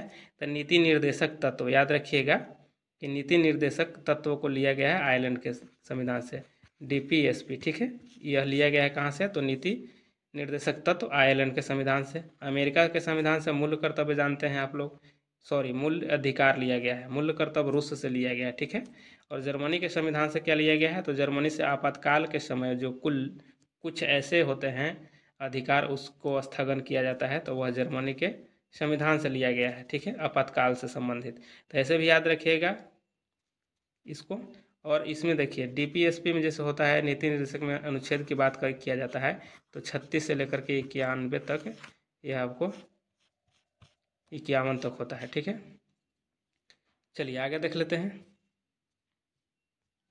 यहाँ पे देखिए कि स्टॉकहोम सम्मेलन कब किया गया था। तो स्टॉकहोम सम्मेलन जो हुआ था यह कब हुआ था, तो देखिए इसका सही आंसर आपको हो जाएगा कि 1972 हो जाएगा। स्टॉकहोम सम्मेलन जो हुआ था यह 1972 में हुआ था, ठीक है। देखिए इसको पर्यावरण का मैग्ना कार्टा भी कहा जाता है, ठीक है। स्टॉकहोम जो है इसको पर्यावरण का मैग्ना कार्टा भी कहा जाता है। और स्टॉकहोम जो है यह कहाँ में है, अगर क्वेश्चन पूछ दे कि स्टॉकहोम कहाँ में है, तो यह स्वीडन में, ठीक है, स्वीडन में है। और 5 जून को पर्यावरण दिवस भी मनाया जाता है, ठीक है, 5 जून को पर्यावरण दिवस मनाया जाता है। और यह जो हुआ था यह जलवायु परिवर्तन से संबंधित, यह स्टॉकहोम जो हुआ था यह जलवायु परिवर्तन से संबंधित सम्मेलन हुआ था। इसको अच्छे से समझ लीजिए, देखिए हम जो बोल रहे हैं उसको आप लोग नोट कर लीजिएगा, ठीक है। तो यहाँ जलवायु क्या बोले आपको कि जलवायु परिवर्तन से संबंधित यह सम्मेलन हुआ था, स्टॉकहोम सम्मेलन 1972 में। अच्छा यहाँ पे दिया गया है आपको कि 1992, इसमें क्या हुआ था, तो इसमें देखिए यहाँ पे रियो सम्मेलन हुआ था, ठीक है, रियो सम्मेलन हुआ था। तो यह पृथ्वी सम्मेलन था, ठीक है, यह पृथ्वी सम्मेलन भी इसको कहा जाता है, पृथ्वी सम्मेलन भी इसको कहा जाता है। तो यह आपको हुआ था कब, तो 1992 में हुआ था। इसमें 21 एजेंडा को पास किया गया था, इसमें 21 एजेंडा को पास किया गया था। यहाँ 2002 में हुआ था आपको रियो 10 सम्मेलन, ठीक है, यहाँ हुआ था रियो +10 सम्मेलन हुआ था 2002 में। और यह कहाँ हुआ था, तो जोहानसन वर्ग में हुआ था, ठीक है, जोहानसन वर्ग में, ठीक, जोहानसन वर्ग में यह हुआ था। और इसमें सतत विकास पर विशेष बल दिया गया था, याद रखिएगा, सतत विकास पर विशेष बल दिया गया था। और यह दरोगा में भी पूछा गया था, पीटी में यह क्वेश्चन। चलिए आगे यहाँ पे देख लेते हैं। यह जो 1987 दिया गया है इसमें क्या है, तो देखिए यहाँ पे हुआ था कि इसमें ओजोन दिवस से संबंधित है, ठीक है। और यह मॉन्ट्रियल प्रोटोकॉल हुआ था, ठीक है, मॉन्ट्रियल प्रोटोकॉल, हम शॉर्ट में लिख दे रहे हैं, आप लोग समझ लीजिएगा। मॉन्ट्रियल प्रोटोकॉल हुआ था कितना में, तो यह 1987 में हुआ था। और इसी समय यानी कि 16 सितंबर को ओजोन दिवस मनाया जाता है। और ओजोन दिवस को डॉप्सन से मापा जाता है। चलिए आगे देख लेते हैं। यहाँ पे गांधी इरविन समझौता कब हुआ था, तो गांधी इरविन समझौता बताइएगा आप लोग कि कब हुआ था। देखिए इसका सही आंसर क्या हो जाएगा, ऑप्शन यहाँ पे 3 सही हो जाएगा, यानी 5 मार्च 1931 को हुआ था, ठीक है। अच्छा 9 अगस्त 1942 को क्या हुआ था, तो यहाँ पे देखिए कि भारत छोड़ो आंदोलन का, भारत छोड़ो आंदोलन को यहाँ पे शुरुआत किया गया था, ठीक है। और यहाँ पे 16 अगस्त 1932 दिया गया है, यह भी क्वेश्चन बहुत ही इंपॉर्टेंट है, पूछे जाते हैं। तो देखिए इस समय सांप्रदायिक पंचायत जो हुआ था यह लागू किया गया था, सांप्रदायिक से संबंधित है। और इसमें विशेष क्षेत्र को दिया जा रहा था। तो इसी समय गांधी जी अनशन किए थे, जो पूना समझौता के नाम से हुआ था। और अम्बेडकर जी और गांधी जी के बीच में यह समझौता हुआ था। और पूना समझौता कब हुआ था, तो यह 24 सितंबर को हुआ था, ठीक है। यह जो हुआ लागू किया जा रहा था 16 अगस्त से, और 24 सितंबर 1932 को यह पूना समझौता हुआ था, ठीक है। और यहाँ पे देखिए कि आपको 18 मार्च 1919 से दिया गया है, यहाँ पे क्रिप्स मिशन आया था, ठीक है, क्रिप्स मिशन से संबंधित यह प्रश्न है, ठीक, इसको भी याद रखिएगा। चलिए नेक्स्ट क्वेश्चन आगे देख लेते हैं। नेक्स्ट क्वेश्चन यहाँ पे देखिए कि नीलम संजीव रेड्डी के बाद कौन राष्ट्रपति बने थे। देखिए यह क्वेश्चन आप लोग याद रखिएगा, सभी क्रम बाई याद रखिएगा, कहीं क्वेश्चन आप लोग को आए तो आप लोग बना दीजिएगा। चलिए देखिए इसमें आंसर सही हो जाएगा, आपको ऑप्शन 2 हो जाएगा, ज्ञानी जैल सिंह बने थे, ज्ञानी जैल सिंह। आप लोग को याद जरूर रखना होगा कि पहला में कौन थे, तो राजेंद्र प्रसाद, दूसरा में कौन थे, तो आपको एस राधा कृष्णन हो जाएंगे, तीसरा में कौन थे, तो जाकिर हुसैन थे, चौथा में कौन थे, तो चौथा में वीवी गिरी थे, ठीक है, वीवी गिरी थे। और पाँचवा में कौन थे, तो पाँचवा में फखरुद्दीन थे, ठीक है, फखरुद्दीन थे। उसके बाद छठा में कौन थे, तो छठा में नीलम संजीव रेड्डी। यह ऐसे व्यक्ति थे जो निर्विरोध चुने गए थे, ठीक है, याद रखिएगा। उसके बाद 7वां नंबर के आपको ज्ञानी जैल सिंह हो जाएंगे, ठीक है, ज्ञानी जैल सिंह हो जाएंगे। इस तरह से आप लोग याद रखिएगा। नेक्स्ट क्वेश्चन देखते हैं। गंगई, यहाँ देखिए, गंगई कोड चोल की उपाधि किसने धारण की थी। तो देखिए यहाँ पे आंसर इसका क्या हो जाएगा कि गंगई कोड चोल की उपाधि किसने धारण किया था। तो इसका सही आंसर आपको हो जाएगा कि राजेंद्र प्रथम हो जाएगा, ठीक है, राजेंद्र प्रथम।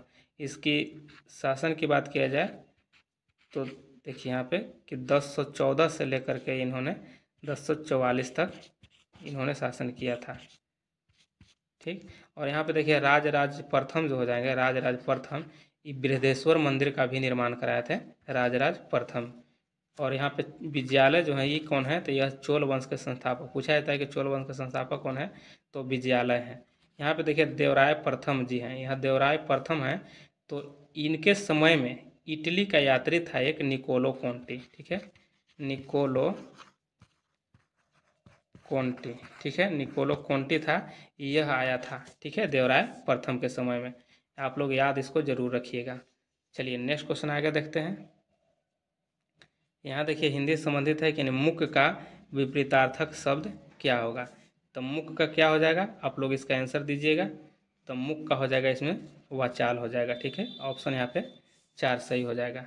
नेक्स्ट क्वेश्चन आगे यहाँ पे देखिए कि चांदी का ऐनक लगाना का अर्थ होगा। यह मुहावरा है कि चांदी का ऐनक लगाना का अर्थ होगा। तो इसका सही आंसर क्या होगा आप लोग बताइएगा। तो देखिए इसका सही हो जाएगा कि ऑप्शन यहाँ पे 3 सही होगा कि किसी न किसी प्रकार प्रतिष्ठा बनाए रखना, ऑप्शन 3 इसका सही हो जाएगा। नेक्स्ट क्वेश्चन आगे यहाँ देखते हैं। यहाँ देखिए हाथ कंगन को आरसी क्या का अर्थ है। हाथ कंगन को आरसी का क्या अर्थ होगा, तो इसका समझ लीजिए कि आंसर क्या होगा। देखिए इसका सही आंसर आपको हो जाएगा कि प्रत्यक्ष को प्रमाण की जरूरत नहीं। ऐसे एक कहावत है कि हाथ कंगन को आरसी का, पढ़े लिखे को फारसी क्या, ठीक है। तो यह क्वेश्चन आते हैं बार बार, इसीलिए हम यह क्वेश्चन आप लोग को ऐड किए हैं। चलिए आगे यहाँ पे देख लेते हैं। सरहिंद का युद्ध कब हुआ था।